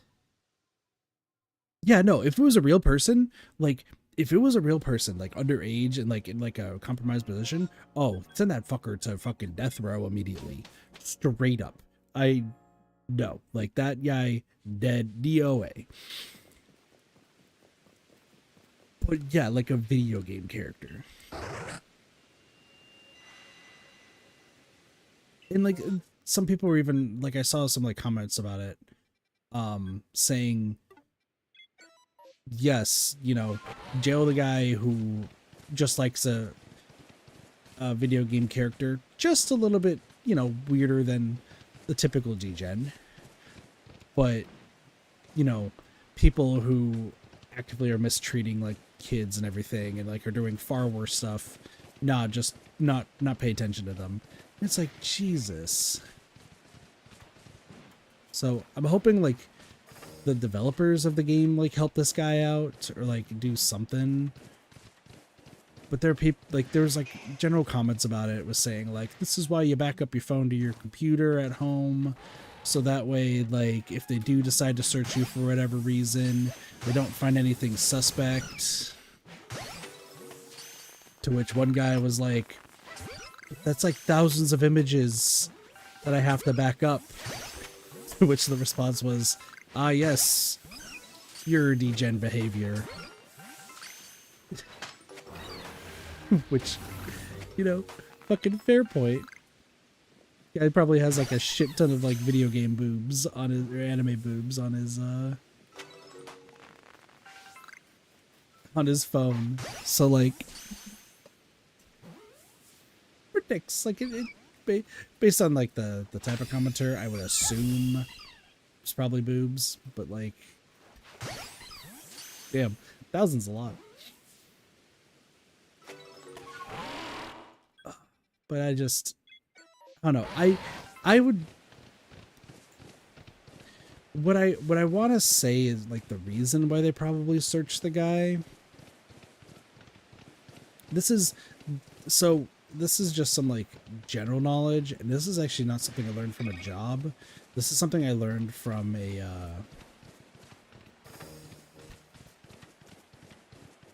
I learned this from when I was in college because we had a teacher who was, for lack of a better term, batshit insane. I think that's probably the best way to put it, is the guy was fucking insane. He was a professor, but like acted like a surfer dude is the best way to explain it. Like definitely like dude bro personality. Okay. Let's see. I'm just gonna catch you so you're out. And apparently he knew somebody in Vegas who was like essentially in charge of like the internet like service, like Wi-Fi sort of stuff, for like various hotels. And because every single like text or picture you download or like picture you take gets sent to a server, because if you're on that like, if you're using that like that Wi-Fi, it goes up to a server, and the person who's like just in that server room could really just see whatever they want to see. That way, if like something suspect was like, you know, downloaded or like taken a picture of, like they can report it pretty quickly.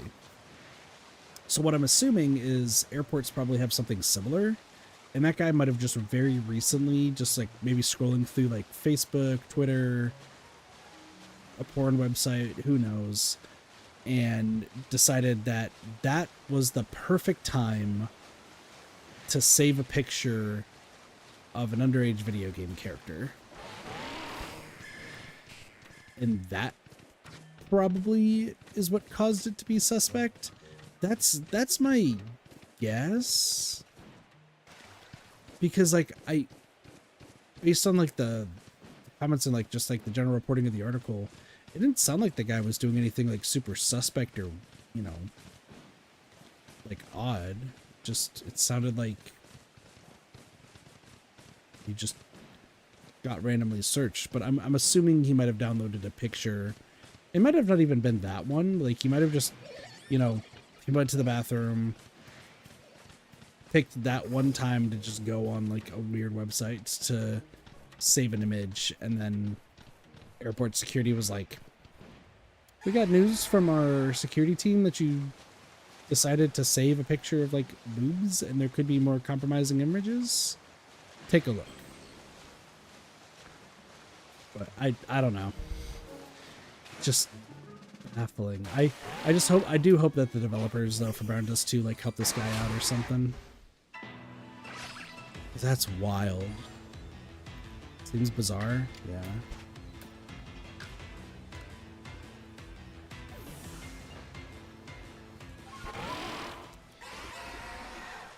I mean, let's be real. My phone would also probably get searched though if I go to like the airport. And mine's mostly because I play Nikke a whole bunch, and I don't even like hide playing Nikke wherever I go. Like I'll be at work, and as long as like no one's really around me, like sometimes I'll just like pull it up just so I can get some dailies done real quick.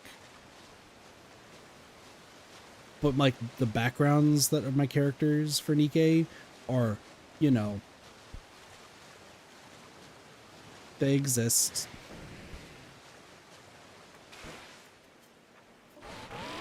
Put it this way, 2 out of the 5 backgrounds that I have right now are all characters in swimsuits.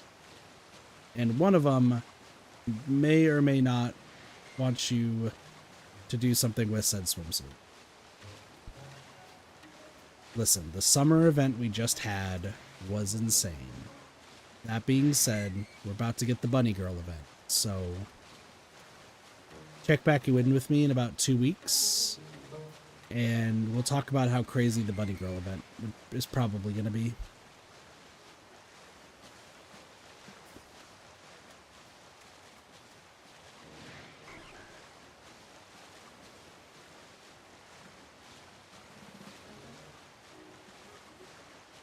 I'm trying to think about like what gacha games I've played at work that like people have recognized.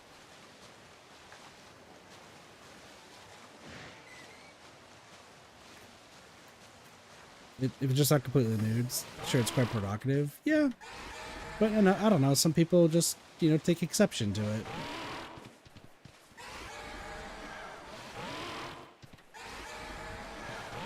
I'm trying to think of like if I know like any of like my coworkers from like even previous jobs have seen me play.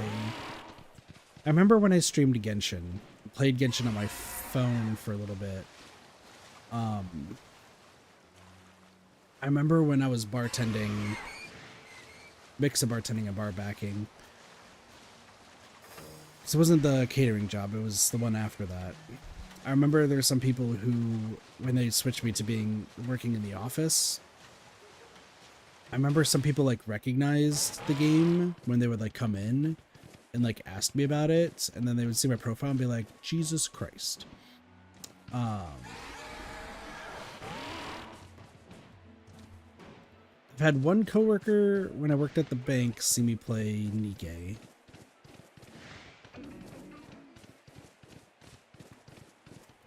And rather than me being like having to explain why there's like a bunch of jiggle going on, they just wanted to know more about the game and wanted to play it themselves.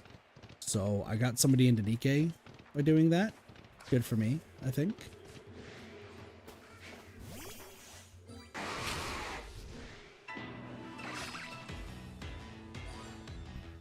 I think some people at my current job have seen me play P5X, but because like I'm not like actively playing it, I just kind of have it up on the side just when I'm done with my work, and I just, you know, want to check to make sure I'm not maxing out on stamina.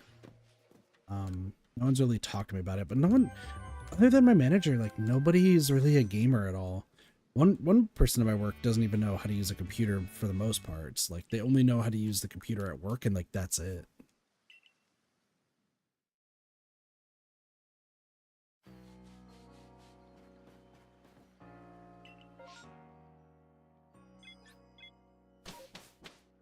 You're back? No worries. I'm trying to think. Yeah, no, they don't really know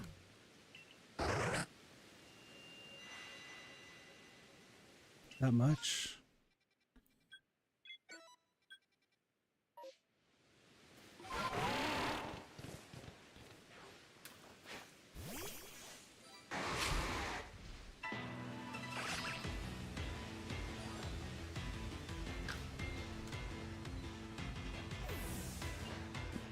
Yeah.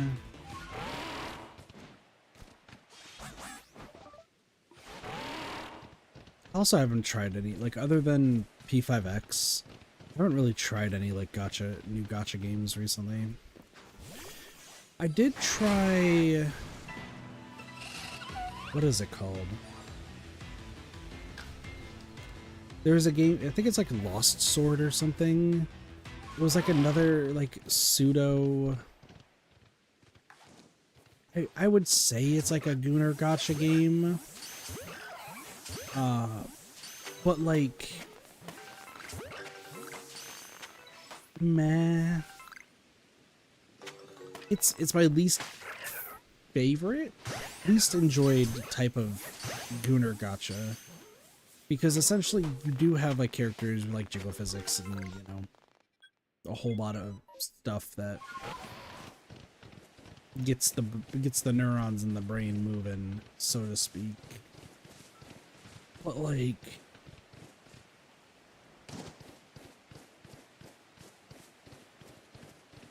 I'm trying to think of the best way to say this without it sounding horrible. It's probably going to sound horrible anyway.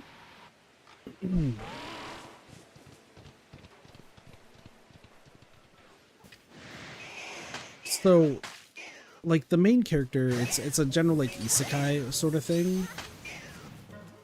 Where, you know, guy dies and gets put into this cool gaming world where he meets, like, this fairy lady who's supposed to, keyword supposed to, like, help him on his, like, adventure. And she essentially just insults the guy constantly. Like, the main character that you play as, he looks boring as fuck, as, you know, he pretty much looks like a worse version of Gran from Grand Blue Fantasy. Like, that's probably the best way to put it. But Gran, like, is super expressive and also, like, looks better. Oh, hi.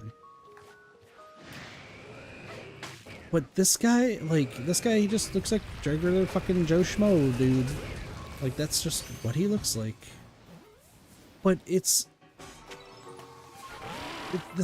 might be my own personal preference, but I'm not a fan of, like, the gacha games where, like, you play as the main character who, like, if he wants to be lewd or anything like that, like, more power to him, he can do whatever the fuck he wants, like, I don't give a shit.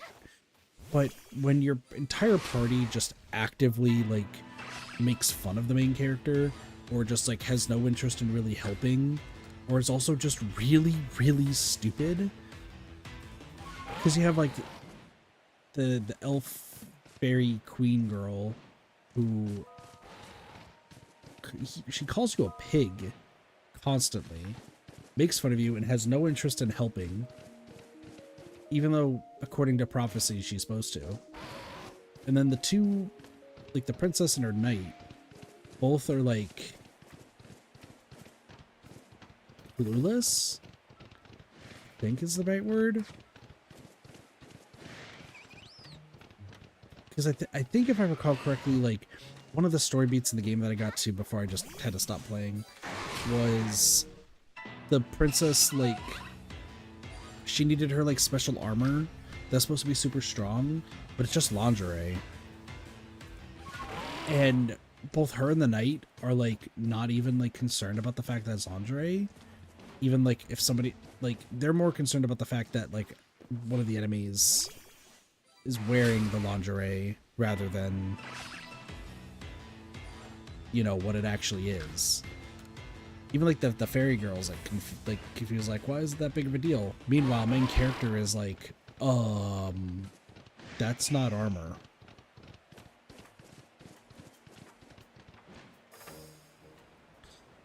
And even like some of the other characters that you just run into are just, there's like no personality really behind them, and the story just kind of generally sucks.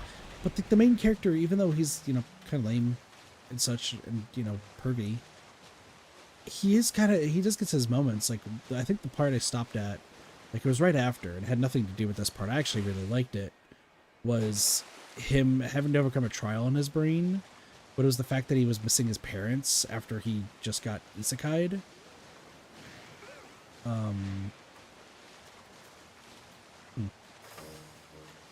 I need to sleep. I didn't think the drift wounds would overrun that. Okay.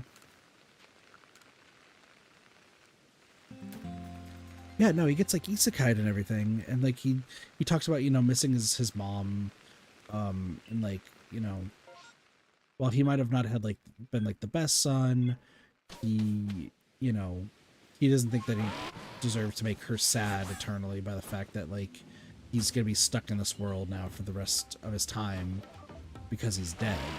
Like he just, and I'm just like, that's, you know, that's true. That's like extremely touching because, you know,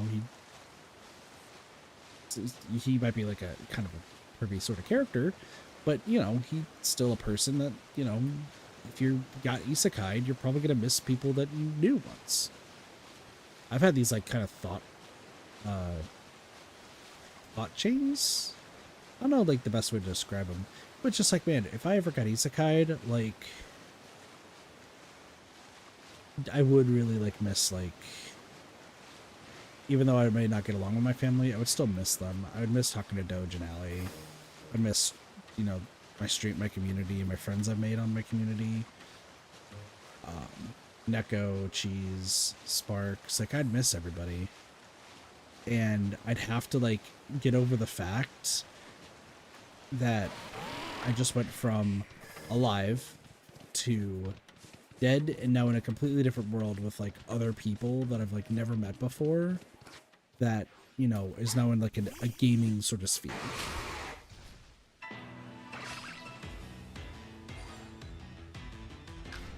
Like, I feel like I'd be mentally fucked up for a while. Even if I was surrounded by, like, characters I knew, it was, like, dream characters, and I got to, like, fulfill, like, a specific role.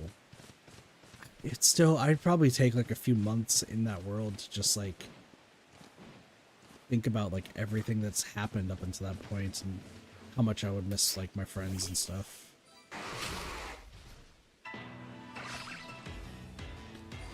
But I couldn't play that gacha that much afterwards. Because one, the gameplay arc was pretty boring, and also two, I just didn't connect with any of the characters.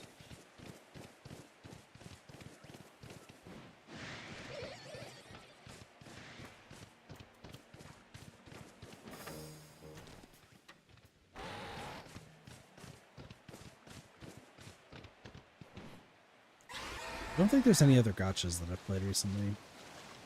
I know that I've been told to wait for Horizon Walker when it comes out on PC, which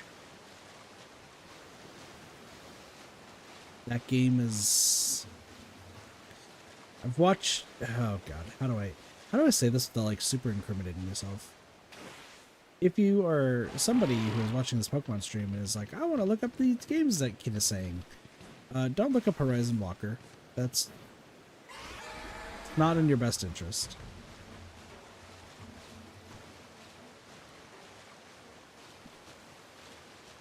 But like the gameplay loop itself looks interesting to me because it's like a full-blown like dungeon crawler, and like, you know, kind of it looked like it was XCOM-ish, where you'd have to like maneuver your characters to like properly get in hits, and like making sure that your formation is sound. And I do like those types of games. The only thing is that it is a degenerate game far beyond what I have seen that's not just straight hentai. Like this, there was like a mechanic they just added to like the mobile game, which I'm waiting for PC just because I don't really want to have it on. Which one of you? Is it you?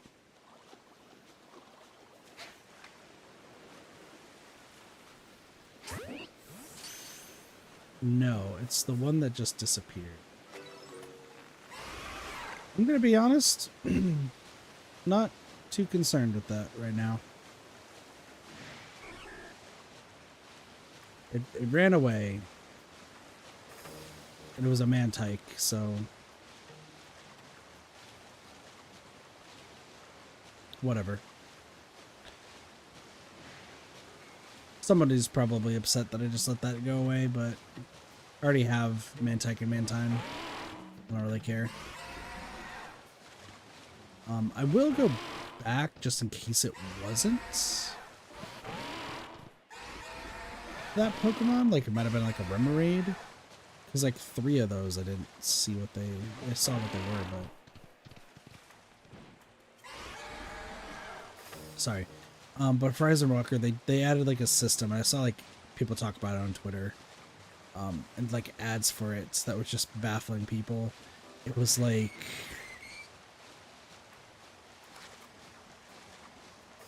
You essentially can set the dimensions of your party characters. And they have like no care about if you try to set it to just extremely absurd proportions. That's all I'm gonna say about how that works. But like I saw the post there on Twitter and I'm just sitting there like, okay, this is like peak degen. But that's like something that like even I would be like, I don't know if I want that on my phone per se. Mostly because like wouldn't really have the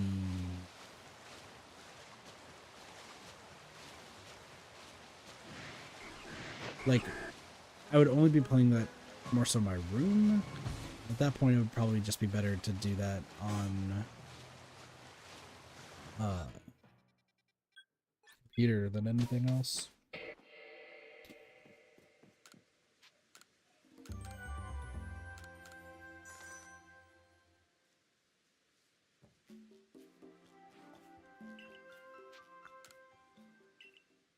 How long have we been streaming? 2 hours? We've got like a fair amount of shinies. Only one new one though. This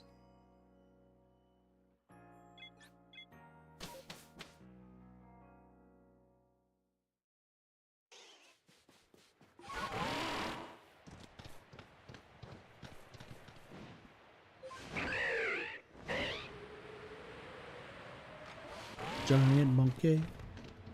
Giant Bonui.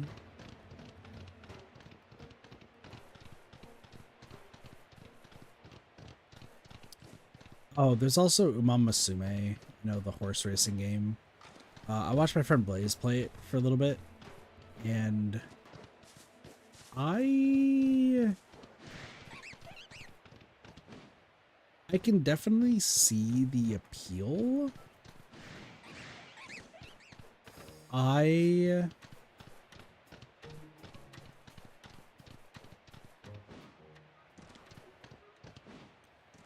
So I'm very much begrudgingly not playing the game, which is like heartbreaking to me. But like, let me explain. For those who don't know, Umamasume is like the huge gacha game nowadays. Because it's the horse racing one with all the horse girls, and they're all based around like actual horses. My friend Blaze played it. They were really enjoying it. Looked like they were having a fantastic time. The big thing though was like, and like they were like super hyped for like the races and everything. Here's the thing. Some kit lore for y'all. When I was younger, my parents always took us to see horse races. Constantly. They actually knew a few jockeys. I think we used to have, we might still do in my parents' house, like the old jockey goggles. Like, I was given a fair amount when I was like really little. And I used to love horses. Like, riding with them, like, seemed like they were really cool. Like, I thought they were like super cool. Why do I not like horses anymore? Well, when I was in middle school, I found out how bad my allergies were, and the thing that actually set them off was a horse. Because we were at like a horse farm, Um, or like some cool stuff that was happening that day. And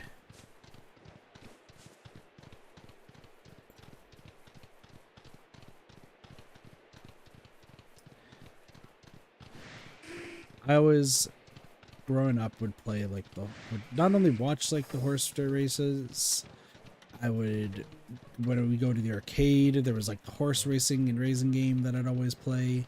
And when I found out I was like deathly allergic to horses, like not even like slightly allergic, but just deathly allergic to horses, that like being near them, I could just straight up die. I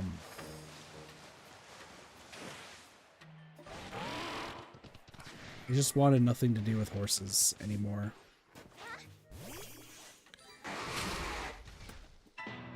And so then Uma Musume was coming out, right? And it was gonna be a huge like gotcha game, you know, this horse racing, but it's with horse girls, so a mix of Kits Degen with which they're pure horse girls, and we don't lewd the horse girls as that community says, even though it probably exists.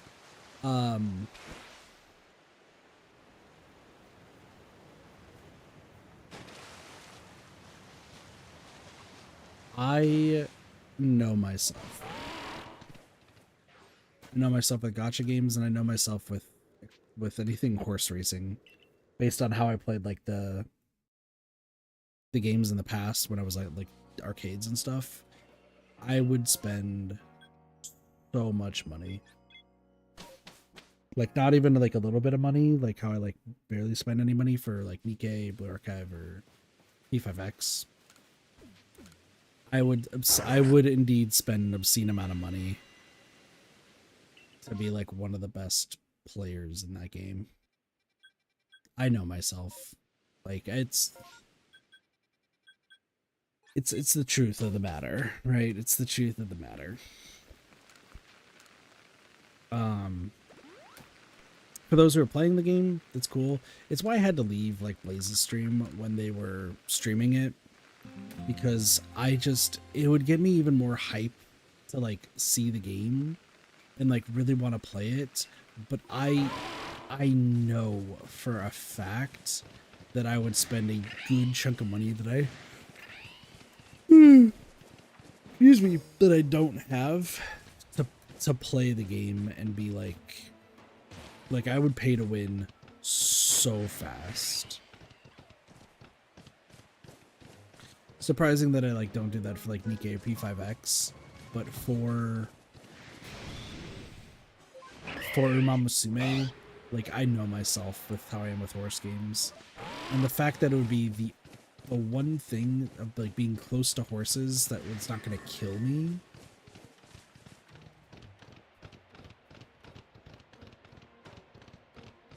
Trust me, like there's a lot of bones in my body that just want me to play the game, and like spend the money to play it. I know I can't. I absolutely know that if I were to do that, it just is not going to end well.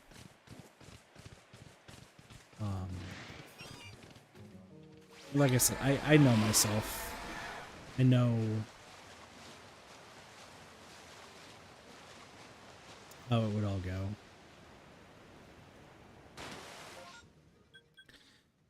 Not much I could really say about it, but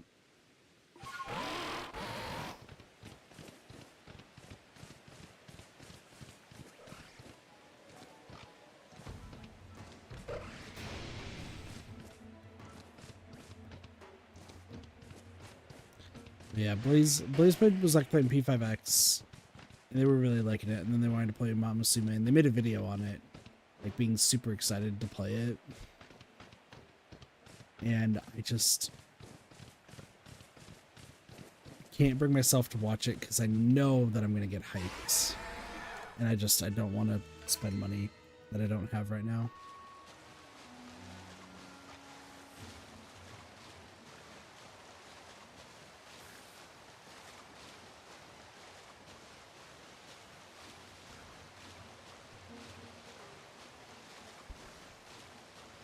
I really miss hanging out and playing games with Blaze.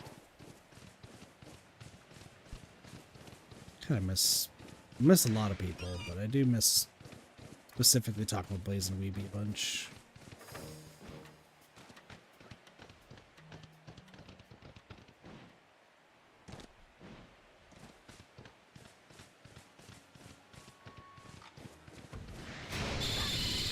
That was an Alpha Zubat. That's insane. Good day. Mate's got no eyes. Oh, excuse me again. Just yawning.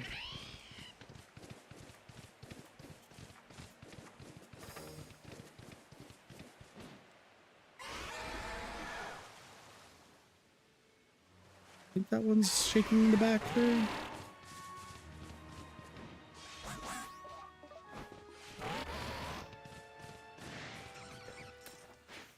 Shiny Cherry! Cherum!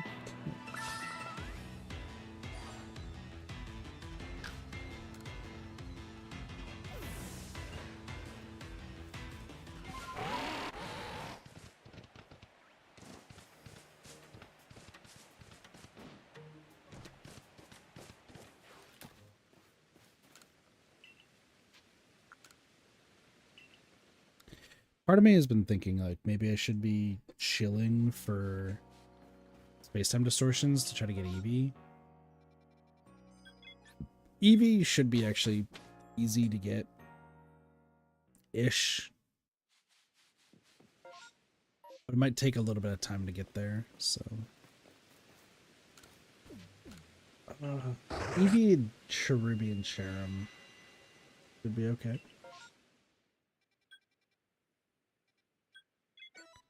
Alright. A lot of Prinpulps. I'm hoping that one of them decides to shine.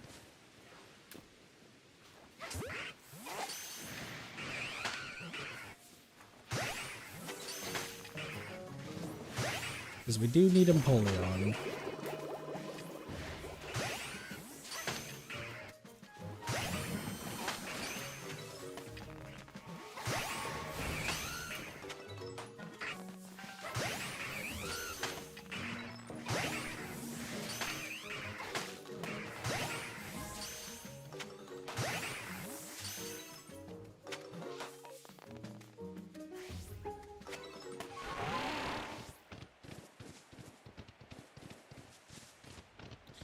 Also, with it being 2 hours in the stream, if anyone wants to trade anything,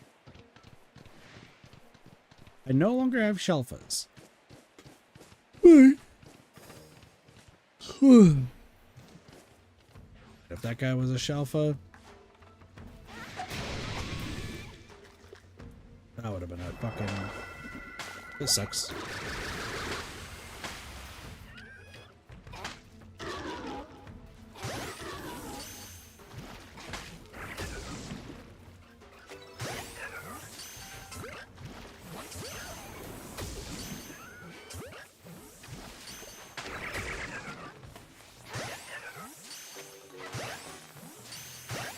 Just see one of you.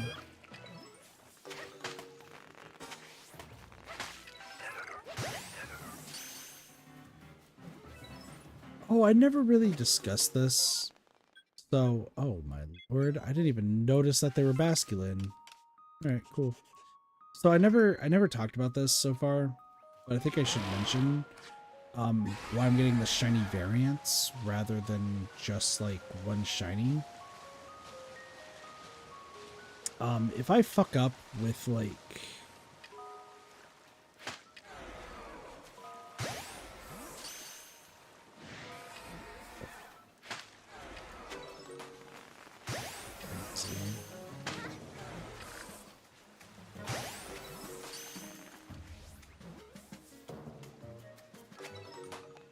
God damn it. One of these days, we'll get there.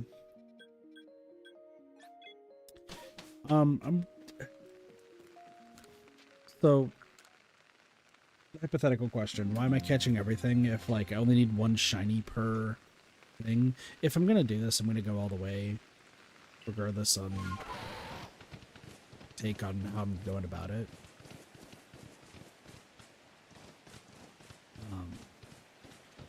I mean, I could just show off every single shiny and also say that I did it, even if it's not in the most, you know, legitimate of means. Depending on who you ask. Because, like, I don't need all the different types of Burmy, but I'm still doing it anyway, because why not?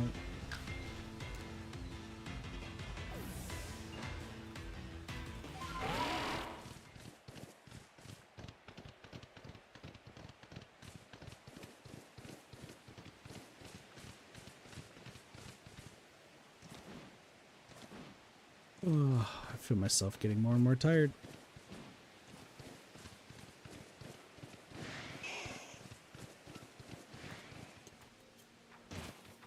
That's a Pikachu. First.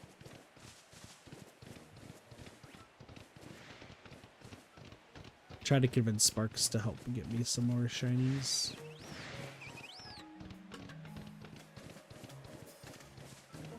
He said shiny hunting's boring, which, you know, fair play.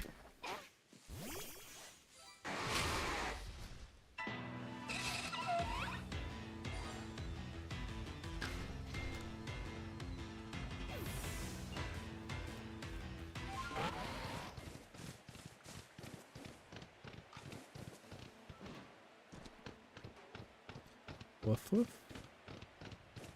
Oh. Okay. Some real fear there for a moment.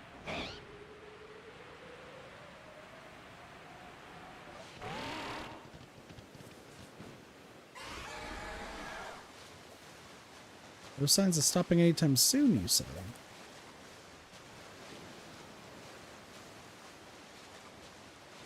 We got time then.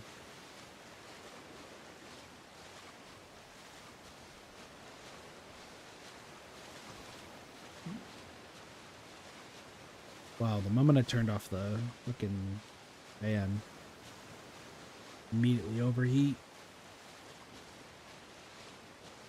It's fun.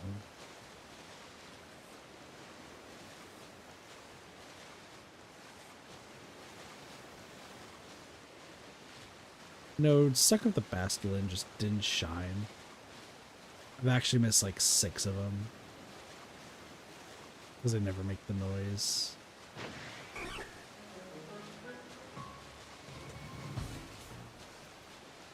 Ah, excuse me.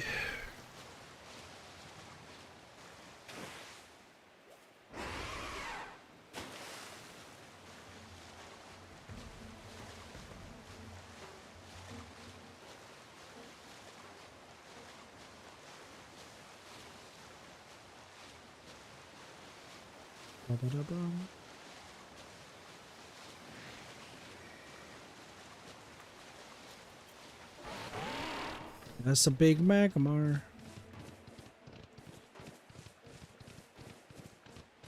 I'll say the Star Raptor that we got earlier today. I'm so surprised that wasn't bigger, or wasn't, we haven't caught more of those. It's another one to add to the collection, but...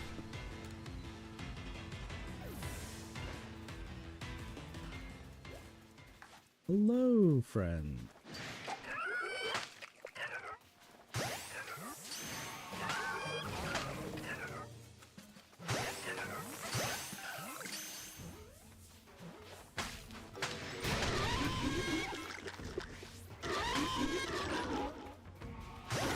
Two for two in this department.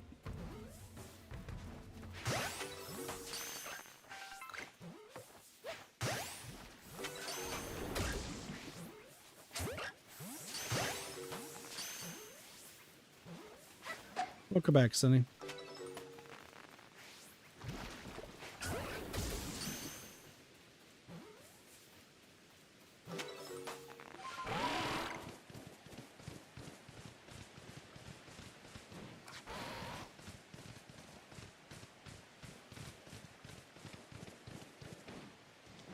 The thing about wanting to trade for some of these Pokemon is that I don't, unless you're obsessed with cheese balls, I don't think any of these would be properly traded to me.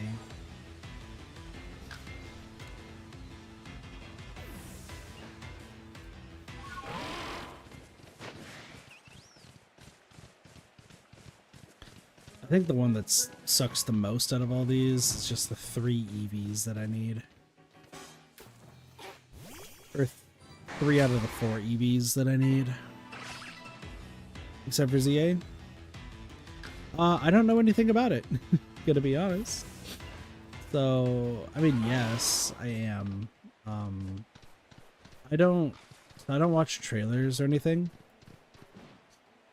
It just, if you tell me a game's coming out, based off of the name alone, and like if it's in a franchise that I recognize, like I'll play it.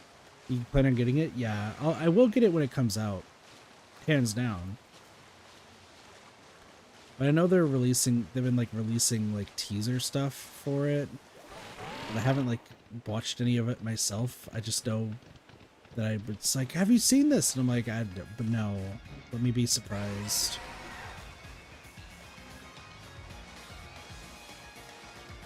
That's why I want to finish the first part of this whole like shiny stuff before it comes out. When does it come out? Is it gonna be November?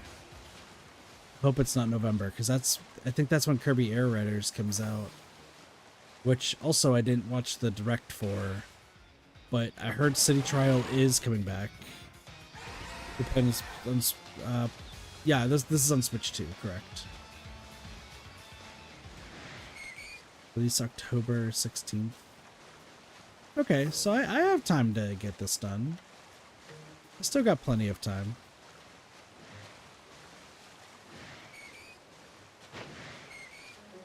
Especially if I get lucky with trades. Like, that would be probably decent. Such one? Yeah. No, my roommate was like questioning if I was going to ever get a Switch 2. And I was like, I'll probably get it like pretty quickly on release date. Or like near it. He was like, why? And I'm like, well, based on the fact that like half the content that I want to make is on like console, probably. What up, Blossy? He's just like, that's fair. And yeah, the difference between Switch 1 and Switch 2 for Legends Arceus has been incredible.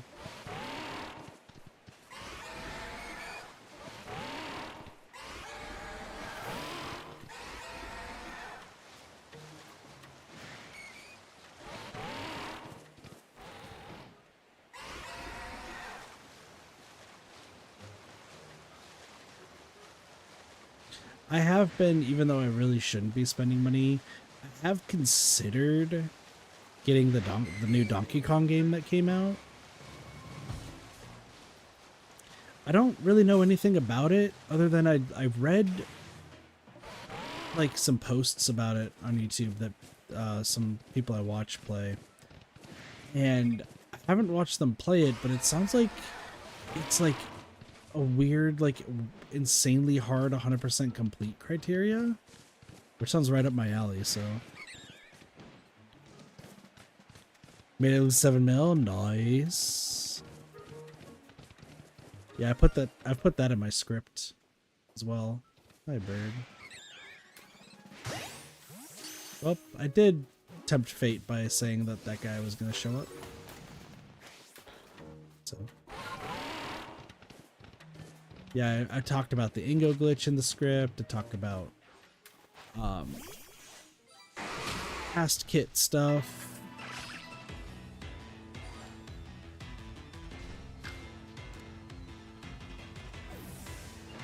The glitch is good. No way in hell I'm just grinding for the rest of my life of just catching Pokemon. Like,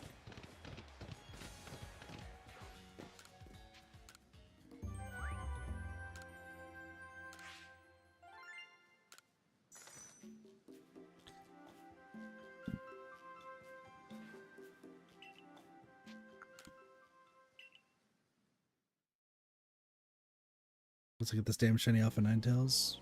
There. Do I have no grit gravel. That's funny.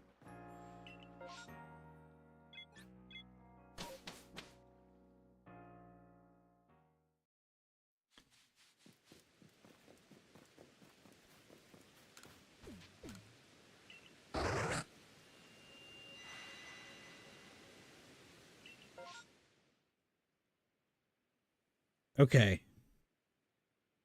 Okay. The fact that there are 1, 2, 3, and 4. I think this could be the day we get the penguin. If we don't get the penguin,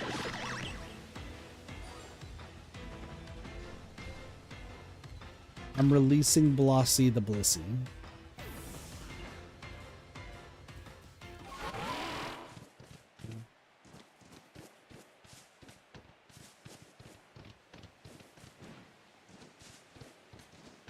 I'm surprised to keep track of how many times you have, like, how long you've tried. Oh no, I feel like seeing the number would just depress me. Like, ah yes, I wasted 30 hours trying to get this. And I lost it by 1,000 times. I mean, once again, it differs from... That Machamp is tiny compared to the Machoke. That's funny. But I guess it's not wasted time if it's important to you, so...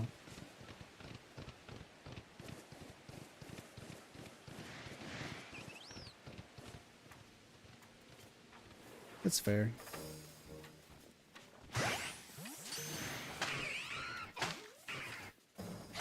I just need one.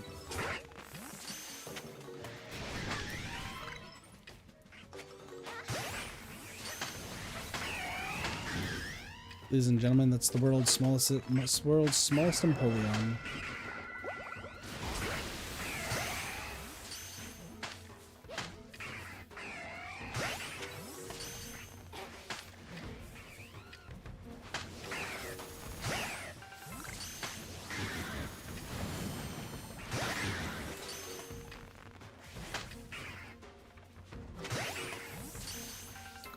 I don't know, even for like the shiny stuff, I'm not really tracking any of it. I probably won't do it if I do something similar in the future.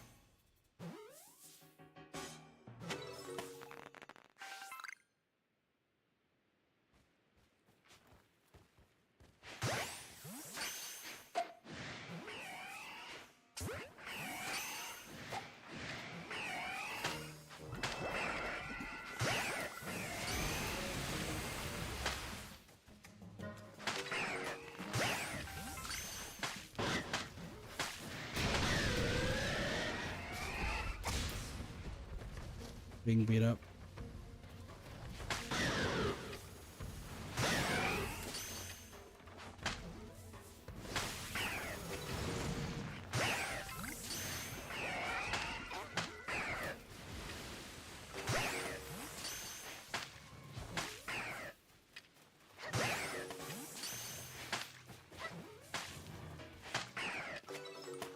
That just sounds like a true headache.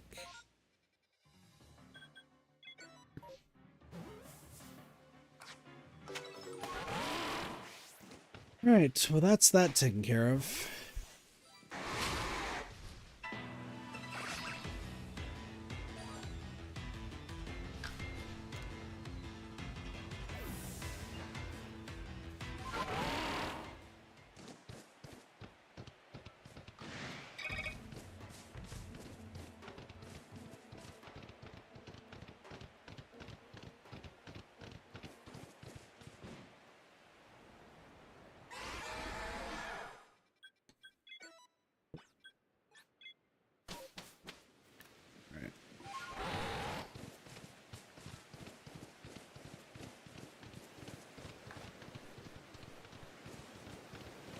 So my brain just like pseudo shut off.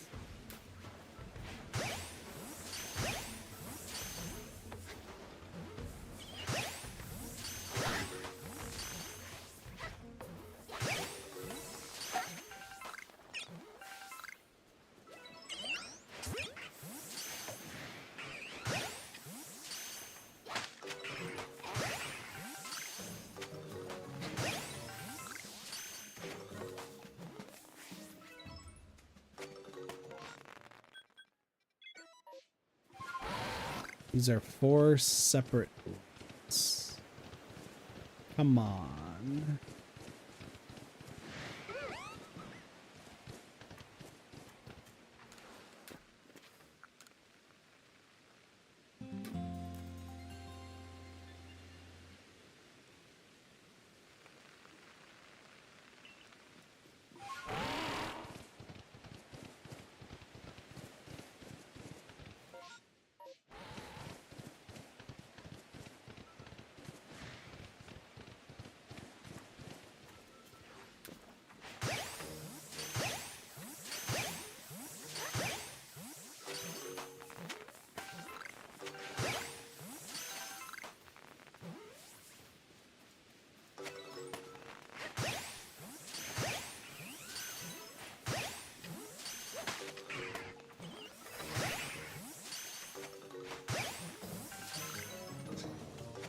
We caught so many penguins. Nothing. That's crazy. It's so crazy.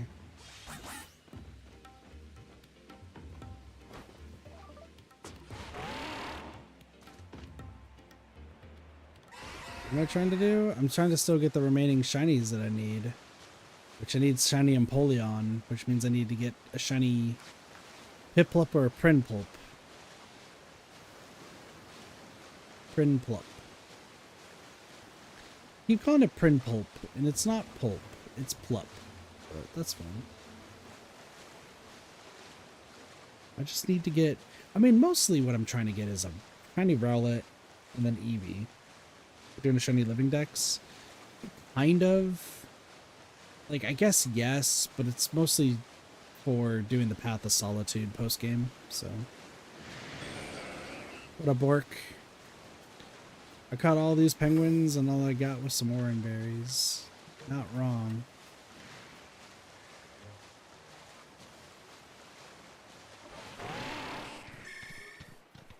I caught all these penguinos. All I got is drama.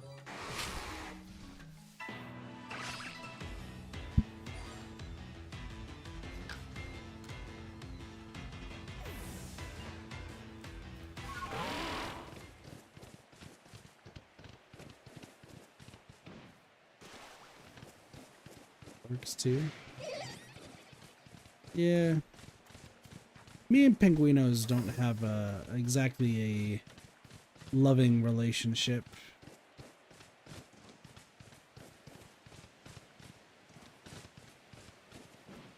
I bought a stuffed penguin for $100. It was like a 4 or 5 foot tall penguin. And I gave it to a girl I liked for Christmas one year. This was back when Kit was really young, as in like high school, post high school, and also just bright-eyed, bushy-tailed, thought the world would be great, and it's not. The penguin got rejected twice. No, there's no happy ending. It got rejected twice, and then on the third time they did take the penguin, only to throw it in a dumpster and rip it up.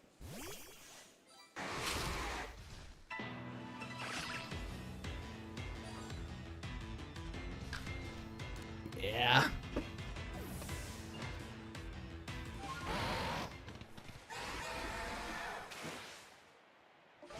I don't have the best luck with the ladies.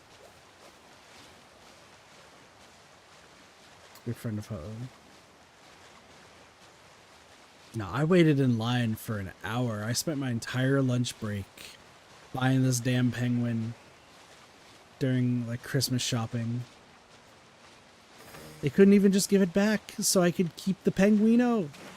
I could have added to my collection. I have so many plushies behind me. Giant penguino could have been there. Alas, it was not to be.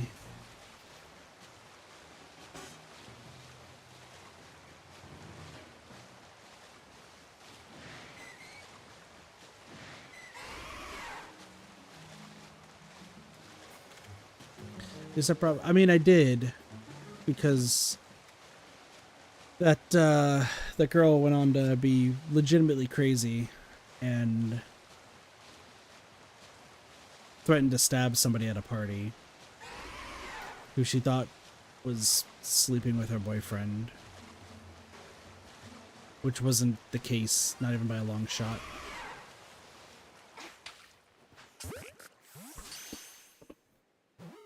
Caution.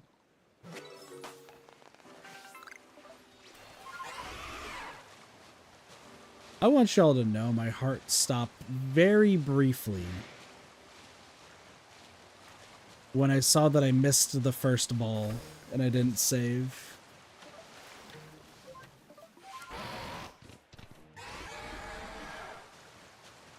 That's fine.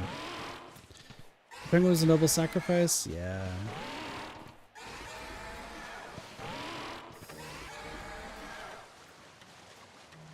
The third chick sounded like a bitch. No, so that's it's the same girl, Sonny. It was the same girl that I gave it to 3 separate times. If you're wondering why I tried to give it to the same girl 3 times, it's because young Kit was not smart.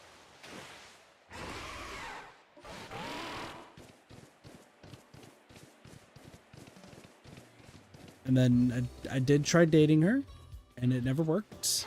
And then she went on to date my manager.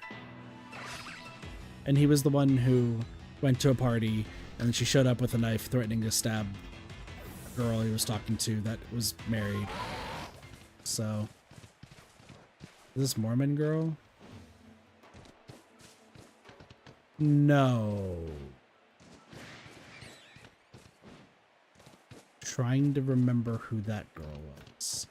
Listen, there's a lot of stories I say about my trials and tribulations with how bad my love life is and why I've never dated.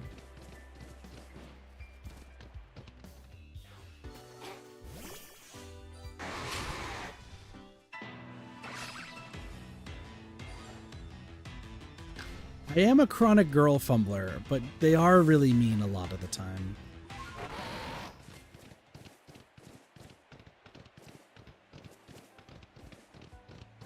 Dated psychos too. Well, I've never dated anyone, period. I got a fucking flashback yesterday, and I kind of want to reconnect with this person just because I really want to know if they're okay. It's because it's been a while since I've like talked with them. But I returned to the village. By the way, we did get masculine, but I have to figure out what gender it is, so we'll figure that out later. Is there anything here that I need? Oh, I guess masculine can show up here. Well, hold on. Can doesn't mean that it will. No, so there was a girl that I met. That's my friend to see Demon Slayer movie with me this September. I told her, don't bring your kid, I think is what you mean. Yeah, so when I used to play Gary's mod on the jailbreak server, the same one that I met my roommate with. Listen, 2 Zaruas, I'll catch the Zaruas, that's fine. So on the server, at one point I flirted with this girl who was 19 time. Kid 0 just get blasted off. Feel bad for the kid. Fair.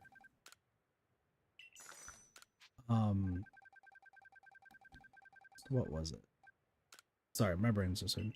I found my fiance met on DeviantArt and been together 8 years or so. Nice. Yeah, so Gary's mod, jailbreak, met this girl. She lived like relatively close, and by relatively I mean like 4 hours away in a different state. But I was like, you know what? I'll go hang out with you and one of our other friends from the Gary's mod server. And I felt bad for the guy because he was definitely the third wheel.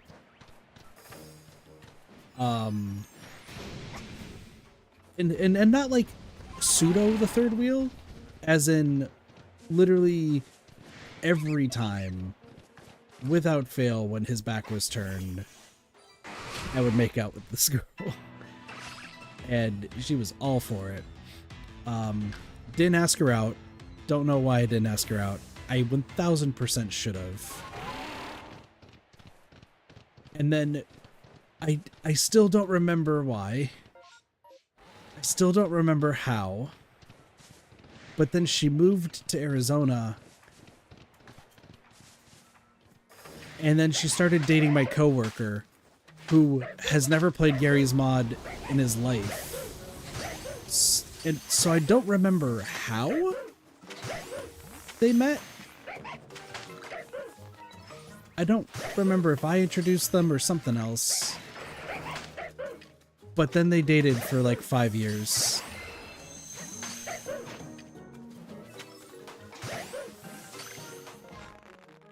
Good times.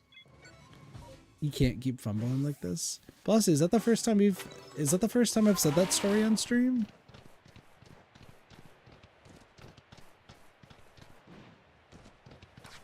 Oh, I thought I've talked about this before.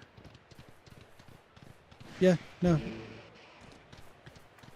I haven't talked with her since, I think since they broke up.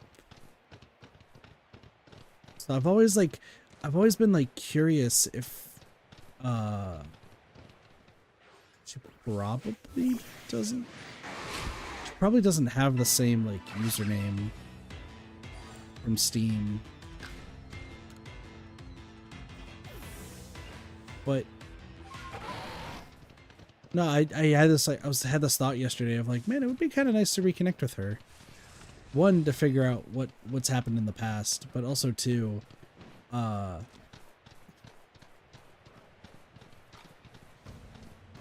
just it would be so funny, and this is to my detriment, but I think it would be so funny if like one of these days, I don't know if it's like,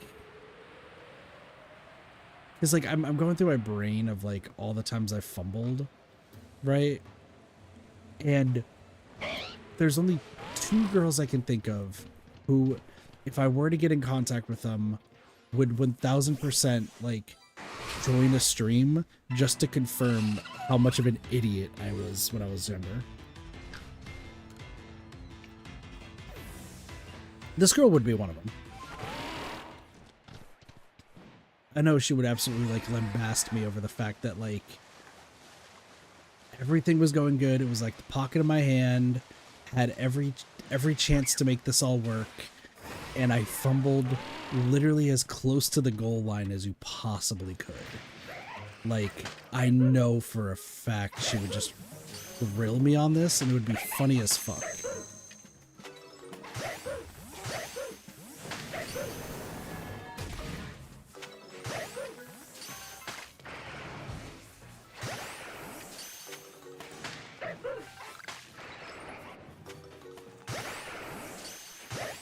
The other one would be one of my old coworkers that, like, as long as she doesn't, like, absolutely hate my guts, she would actually probably join the stream and would also make fun of me over the fact that, like, well, I never had a chance. Well, I never really had a chance with her. Had I done things differently, I probably would have. Gosh, how bad am I about to make fun of myself here? This is the question that I asked myself. So we went to this arcade. It was me, her, and the one other guy. He was one of the newer mods for that jailbreak server I used to be on. I don't remember his name. I think I remember his real name, funny enough. I just don't remember his game name. But the girl, her game name, it's at the time, and I'm pretty sure it's different now, was Thunders. And literally this arcade that we went to had like mini golf, it had bowling, it had a bunch of like kind of broken arcade games, but like I found out like a little bit into hanging out with them that I could technically, like, if I wanted to, I still have my old keys that might have, like, I could have used them to get into those machines. But when the mod guy, like, there was also a laser tag arena. And at first, like, we were all just hanging out, just having a good time. And then when it became abundantly clear that, like, me and Thunders wanted to, like, be alone, he was not getting any hints. So I was like, hey, let's, because I was at a hotel that was nearby. I was like, hey, chill here for a little bit. I gotta go pick up something from my hotel room. And he was like, yeah, I'll stay. I was just gonna get some food here anyway, and I'll meet up with y'all later. It was the one time that we were like alone and we made out. And then after I got back, we ended up going bowling. I don't know why I remember this so vividly, but it made me laugh last night, just like reflecting on it. Every single time, without fail, like it was Thunders and I, like, our turns were like back to back, and then it was the third guy. Every single time, without fail, that the guy went up to bowl and turned around, we immediately started making out. And then he would turn around and we'd stop. And then he would turn the bowl and he'd just resume. And luckily, like, there was hardly anyone at the arcade, but I don't think either of us cared and just kept continuing for the entirety, straight up the entirety of the bowling game. And here's the thing, if memory serves correctly, he had no idea that both of us liked each other, which was like the reason for what was going on. If I recall correctly, he had no idea. So every single time that we, like, me and her, like, made out, like, he had no idea until I think near the end of the bowling game, where that's when he turned around and, like, he turned around pretty quickly, and that's when he saw us. He was just like, oh, you two a couple? And we're like, not yet. And I thought I was being so smart with, like, the not yet part, because I knew I wanted to ask her out, like, right at the end. And listen, I don't even think a fucking, like, I don't think anybody who studies this stuff for a living could figure out how I fumbled it that bad. I don't think anyone could figure out how I fumbled that badly. Well, you look at you now, stupid. I know, and the worst part is she somehow dated my coworker, who wasn't even there, who didn't even know she existed that time. Like, I listen, they dated for a while. I went over to their apartment numerous times, and I'm pretty sure, did the same thing that her and I did to me.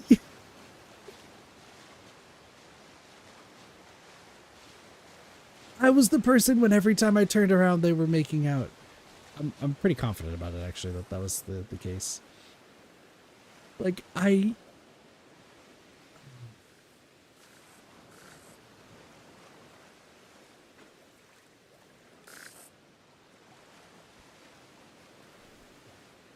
trust me, I am fully aware. I just, I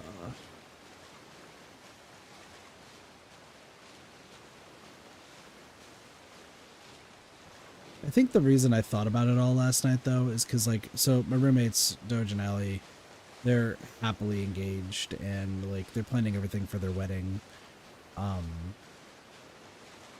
And they have, like, a whole bunch of stuff they're doing, and, like, it's interesting seeing firsthand how a couple, like, interacts with each other, because, like, the way that, like, Doge and Allie interact with each other, is different than, like, every other couple I've, like, even remotely been around, like, briefly. And like absolutely far different than my own parents, who I don't think they know what being together is. Sometimes they vastly different from what I know. But Doge and I like briefly talked about the fact of how bad like I fumble, and why he says like my current like relationship goal that I'm working towards right now is just doomed to fail. He doesn't have high hopes for me at all. The pure opposite of high hopes. But it made me like reflect on like all the times I fumbled, including with the person that I'm trying to date, and he just thinks it's like a lost cause nowadays. And I don't think he's trying to say that as like being like mean and just being like, oh, you're hopeless or anything. I think it's just like, I think in his mind, I haven't found, like, one, I need to realize like what kind of person I like, but also two, like I haven't found the person that would mesh well. And I know the current person that I've been trying to date, he thinks it's not the best idea, which I know it's not like his place to say, but I also know he knows me better than most people. I think in his mind he believes that like I need to find somebody that like fits the piece of the puzzle, essentially. Chipotle girl was right there.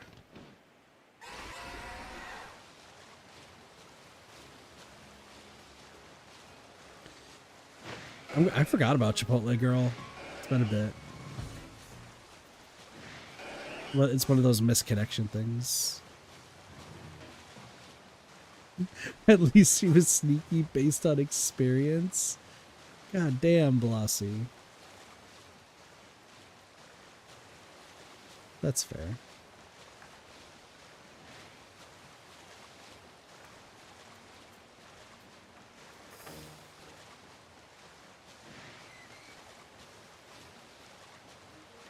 I think out of all of the all of the fumbles I had, I think there's 3 that I can think of that like are the worst, that like if I could turn back time, I would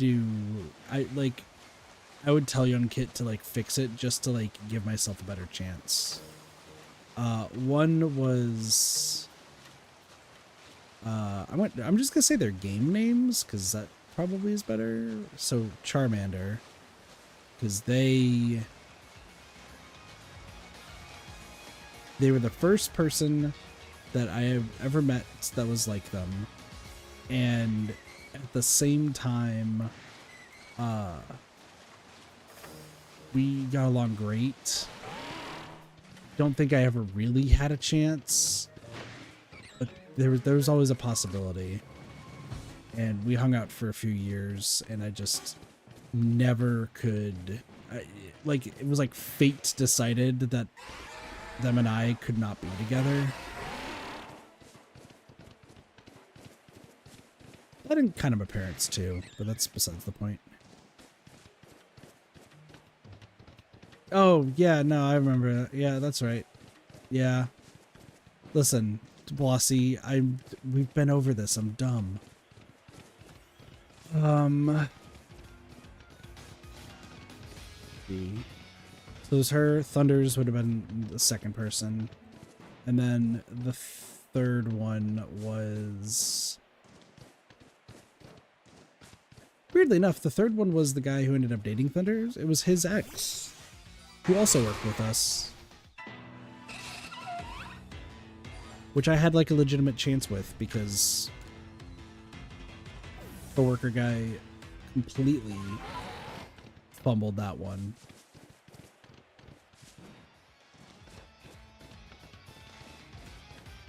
I know Blossy was expecting me to say the actual big titty goth girlfriend that I knew when I was in high school, who was also a gamer. But I think that one was also like doomed to fail just because like I only knew her for like a short amount of time and she was also moving. Had she not moved, probably had a chance. But I think just the way that everything went, it was not going to work out.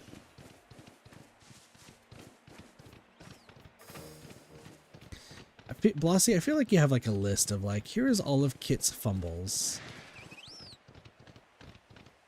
If I ever get married one day, I feel like Blossy's gonna show up to a stream and be like, oh, by the way, does your significant other like know about, and this reads off like 30 different names of just times Kit has fumbled.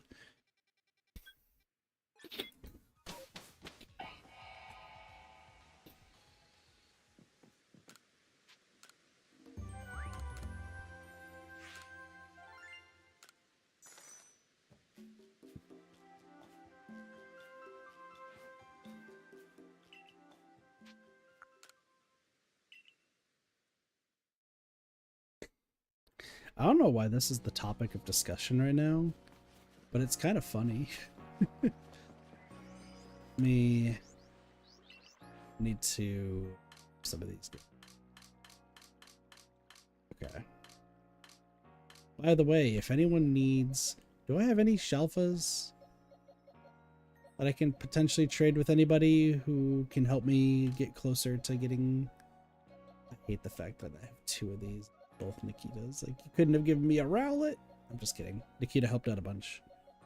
I don't think I have any shelfas. I gave them all Nikita for everything. Correctamundo.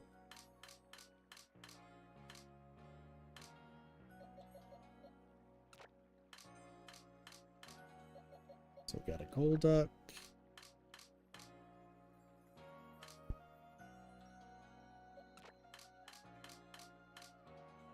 Ghastly. So I think I already have a Golduck.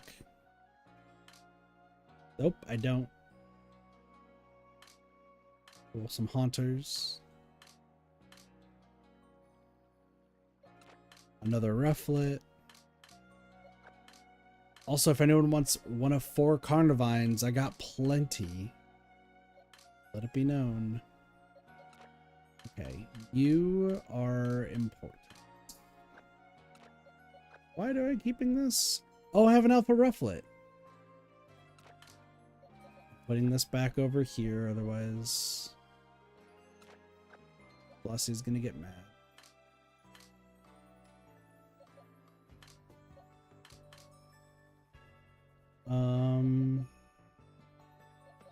Okay, so I need to turn you into a Sliggoo. If I recall correctly, right? Yeah, you need to become a Sliggoo.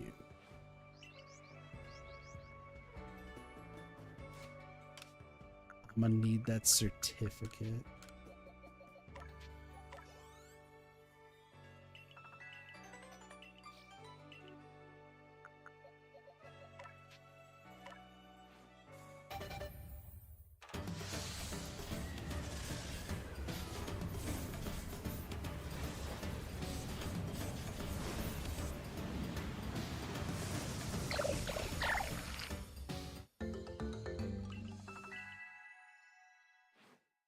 Okay. Sliggoo.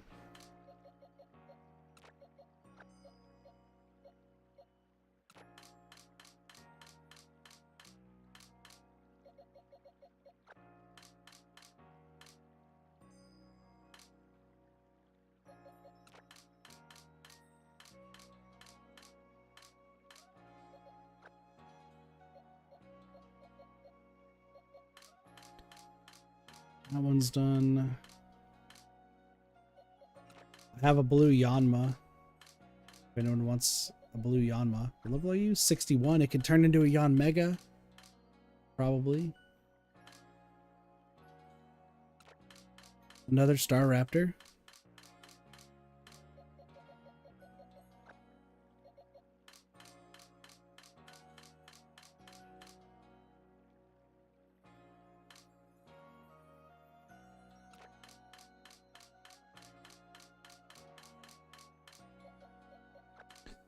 I have a Cleffa.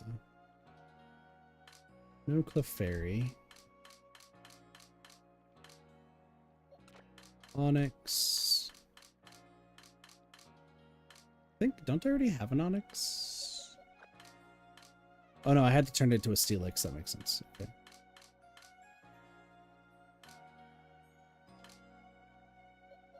There's Starly.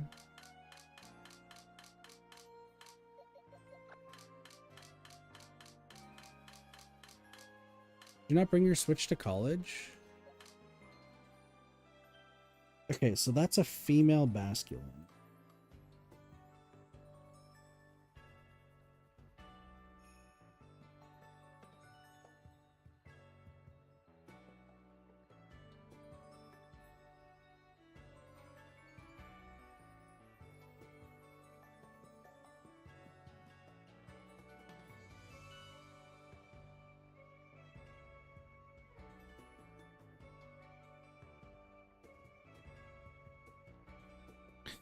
I need a male Basculin.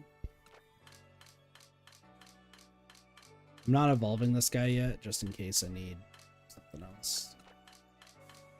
Right here.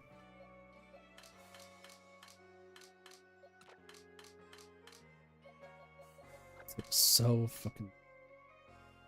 No, I've never can connect to Wi-Fi there. Probably could.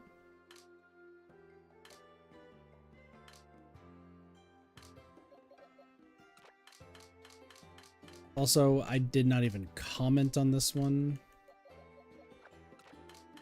I didn't really even notice. But this completes the eggs.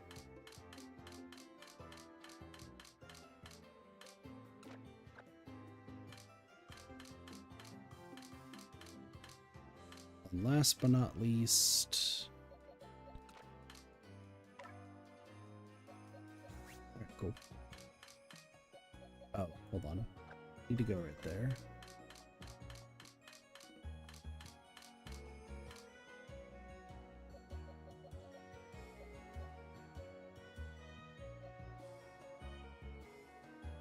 Why is this blank?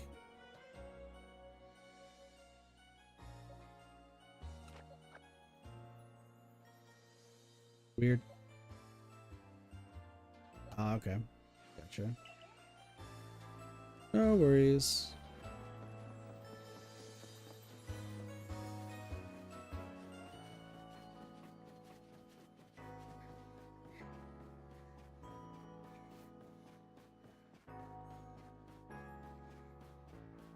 Hello, sir.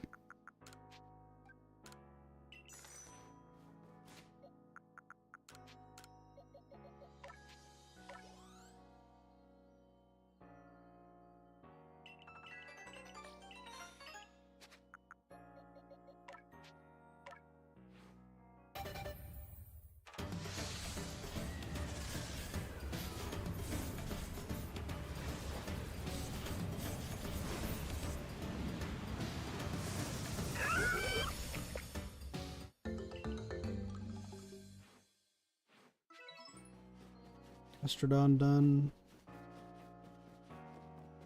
Not bad. So what, that's 3.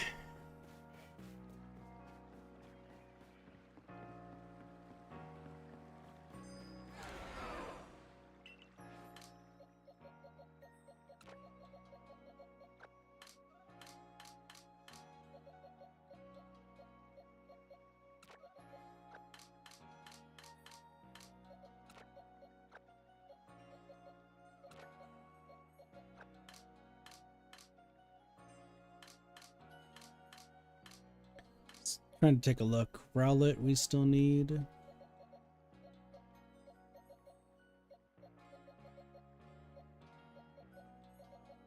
Eevee, Vaporeon, Jolteon.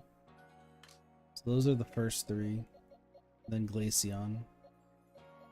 So that's why we need 4 Eevees. Just taking a look at everything else just to make sure.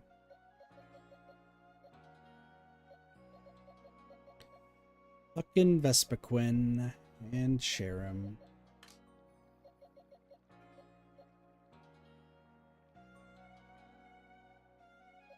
Oh, was I supposed to evolve you? Huh.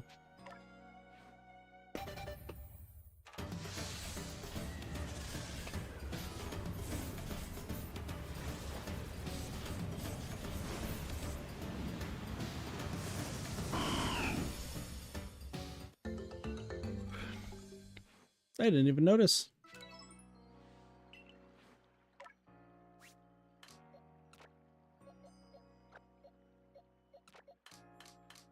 That would make sense.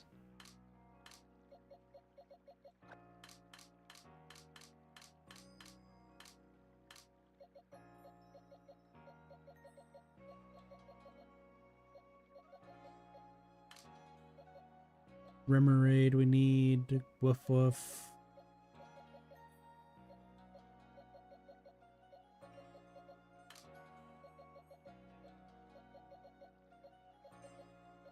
Vesky Legion, obviously. Empoleon. Oh, I do have a Luminion. I was like, wait a second, hold on. I swear I have one of these already.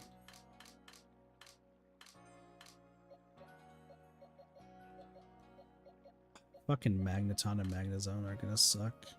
Plus these fossil fuckers. And then base Rotom.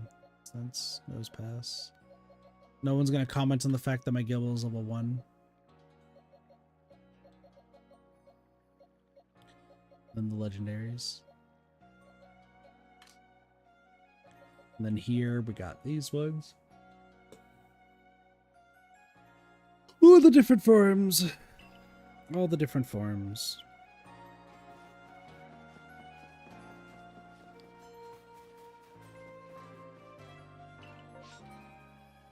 Amoswine.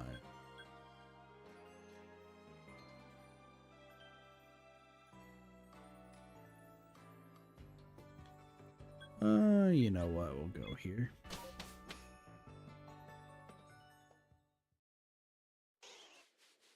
Gosh, my stomach hurts.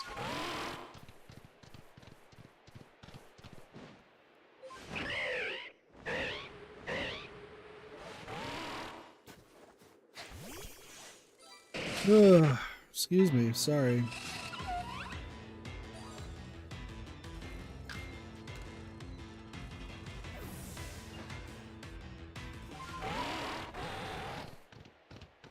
Kit's hunger bar is empty.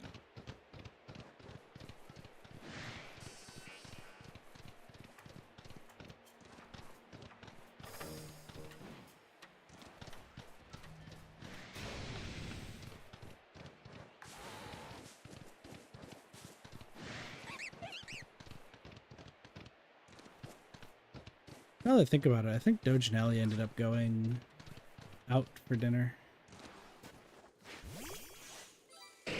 It's quite some time ago.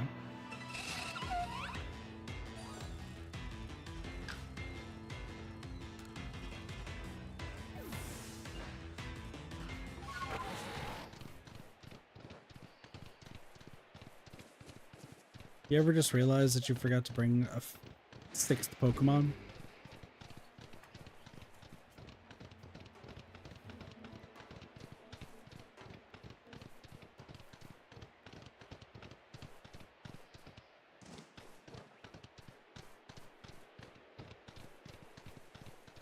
Let's go grab a 6th Pokemon.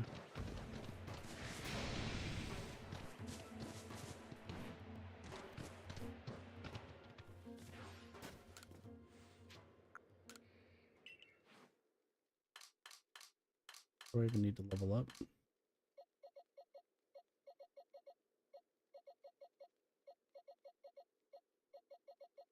Good that the first 2 pages are all level 80s.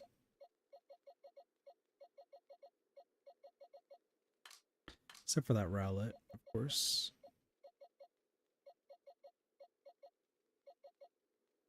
Hey, Palm.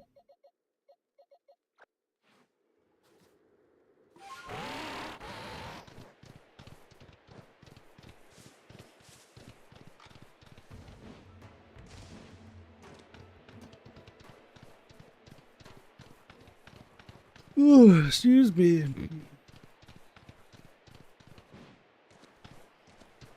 I might just call it after this last run around.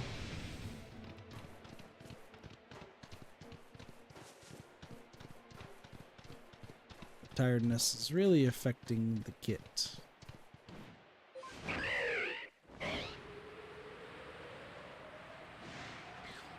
Which sucks, because I actually wanted to keep going for quite some time. Oh, please don't. That's fine.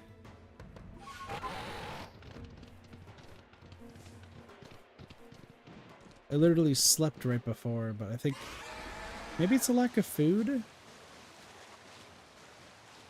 I could really try, you know, doing the peanut butter bread toast. I have to choose my words carefully because otherwise Blossie's going to yell.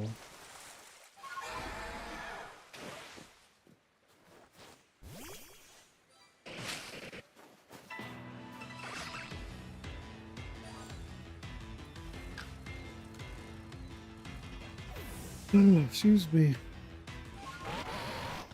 I'm sorry for yawning so much. Oh, hi, Alpha Basculin. That fish is very angry. It's not hot dog buns, it's actual bread. We're just gonna put them in a toaster. And then...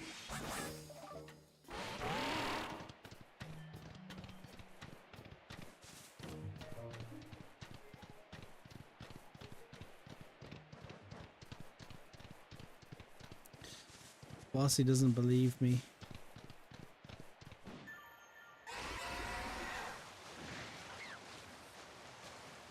No faith. That's fair. No one really should have ever have faith in Kit, but that's fine. Whee!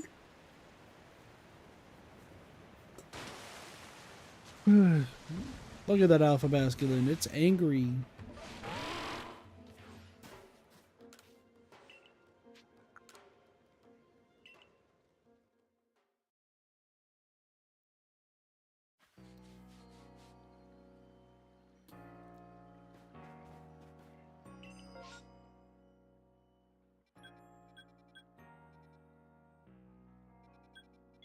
I was about to say only one of these are actually...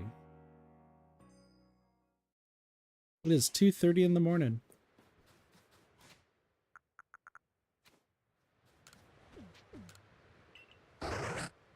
Alright, this one will be the last one. We got, holy fuck. I mean, I don't need any of these, but they're giving me good shit. It's 4:30 in the morning. That's fair. I do want to wake up early so that way I can actually, like, get some stuff done tomorrow. We could wake up early or something.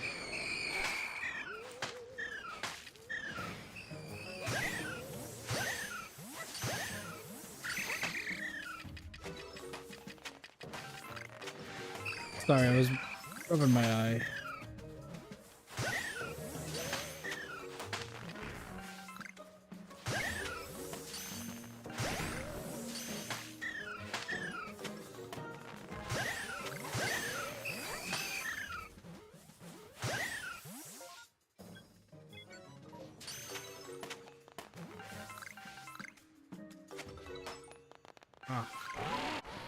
Kit, you gotta stop yawning.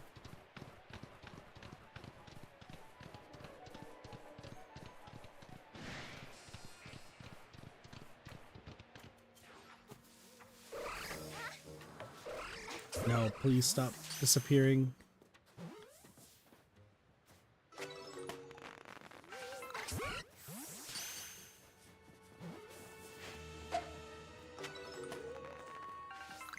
Okay. Alright, so those just run away.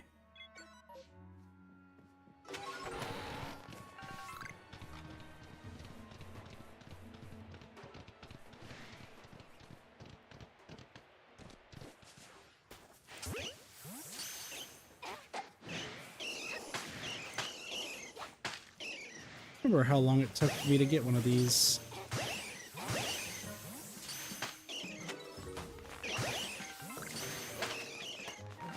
One of the green lads.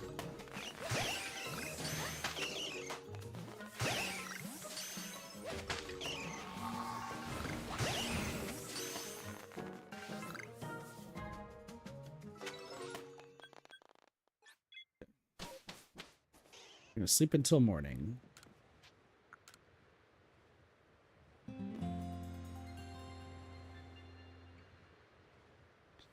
We'll go to the arena, we'll go see if there's EVs. Oh.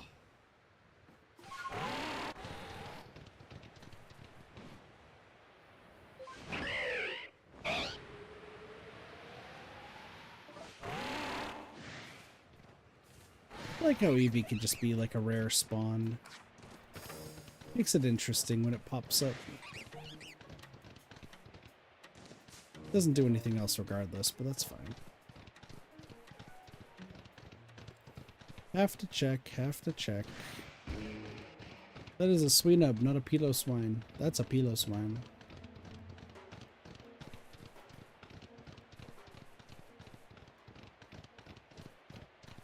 I'm loving this, like, routing, though.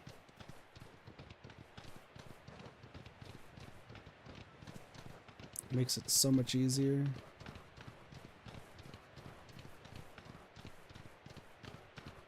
Surprised that there's a bunch of Pachirisu. So, look at all the Ghastlies.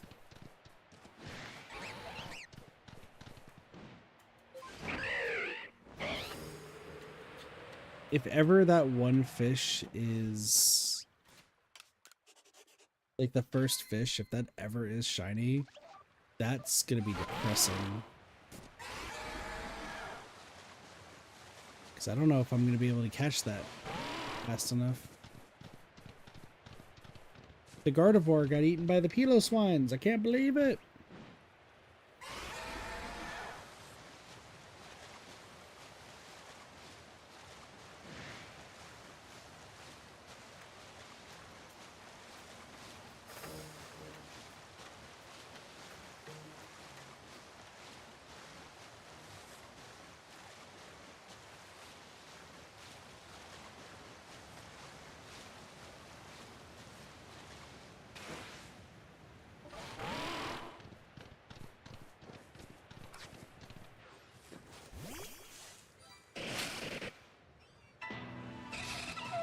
You know, getting out of Burmy and Wormadam Hell would be great too. Because then the only trees I would have to knock down are the Ruby and Cherrim trees. That's just one.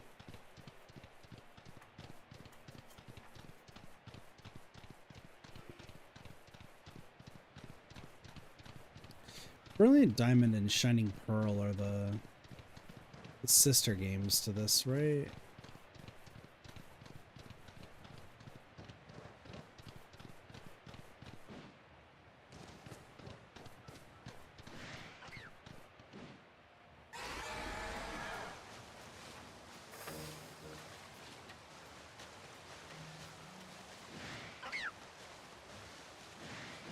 Kit got some thinking to do.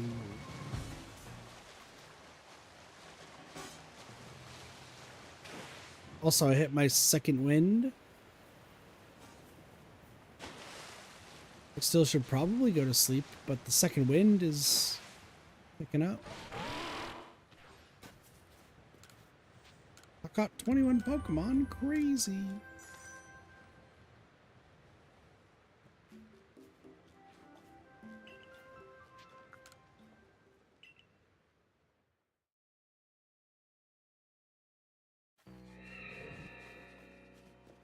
No, I should wrap it up here. Are some Pokemon that I would like to leave with you? Not really.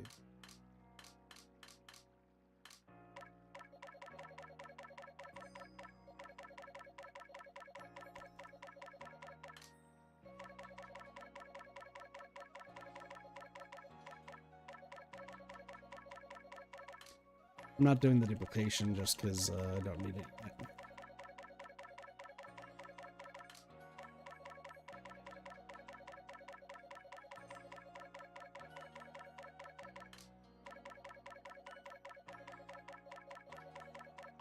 Like I got 3 Fs from the fucking union room.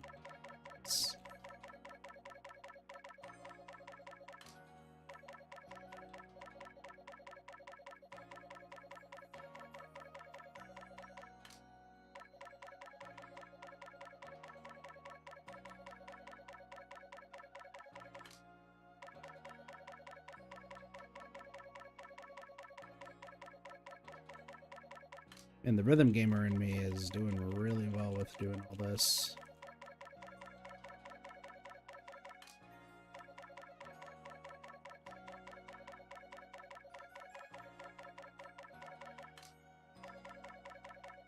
Sorry, Zeruas and Zerarks, but it has to be done. This is so smooth. I hope y'all are impressed by what I just did.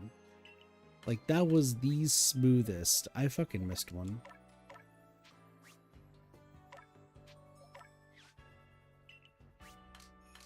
Did I miss any others? Fucking did great. That was sick. Alright, how much gravel? Received gravel. 154. That works for me.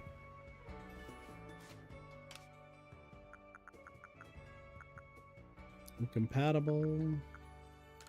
Compatible.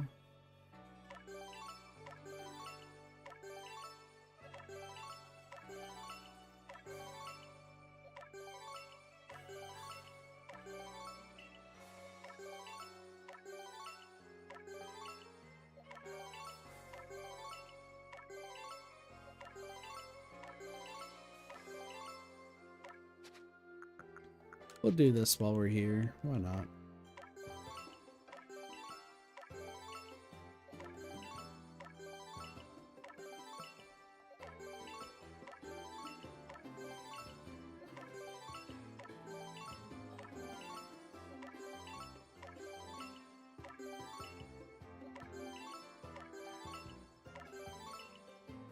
Hooray! This one APOM. Getting everything.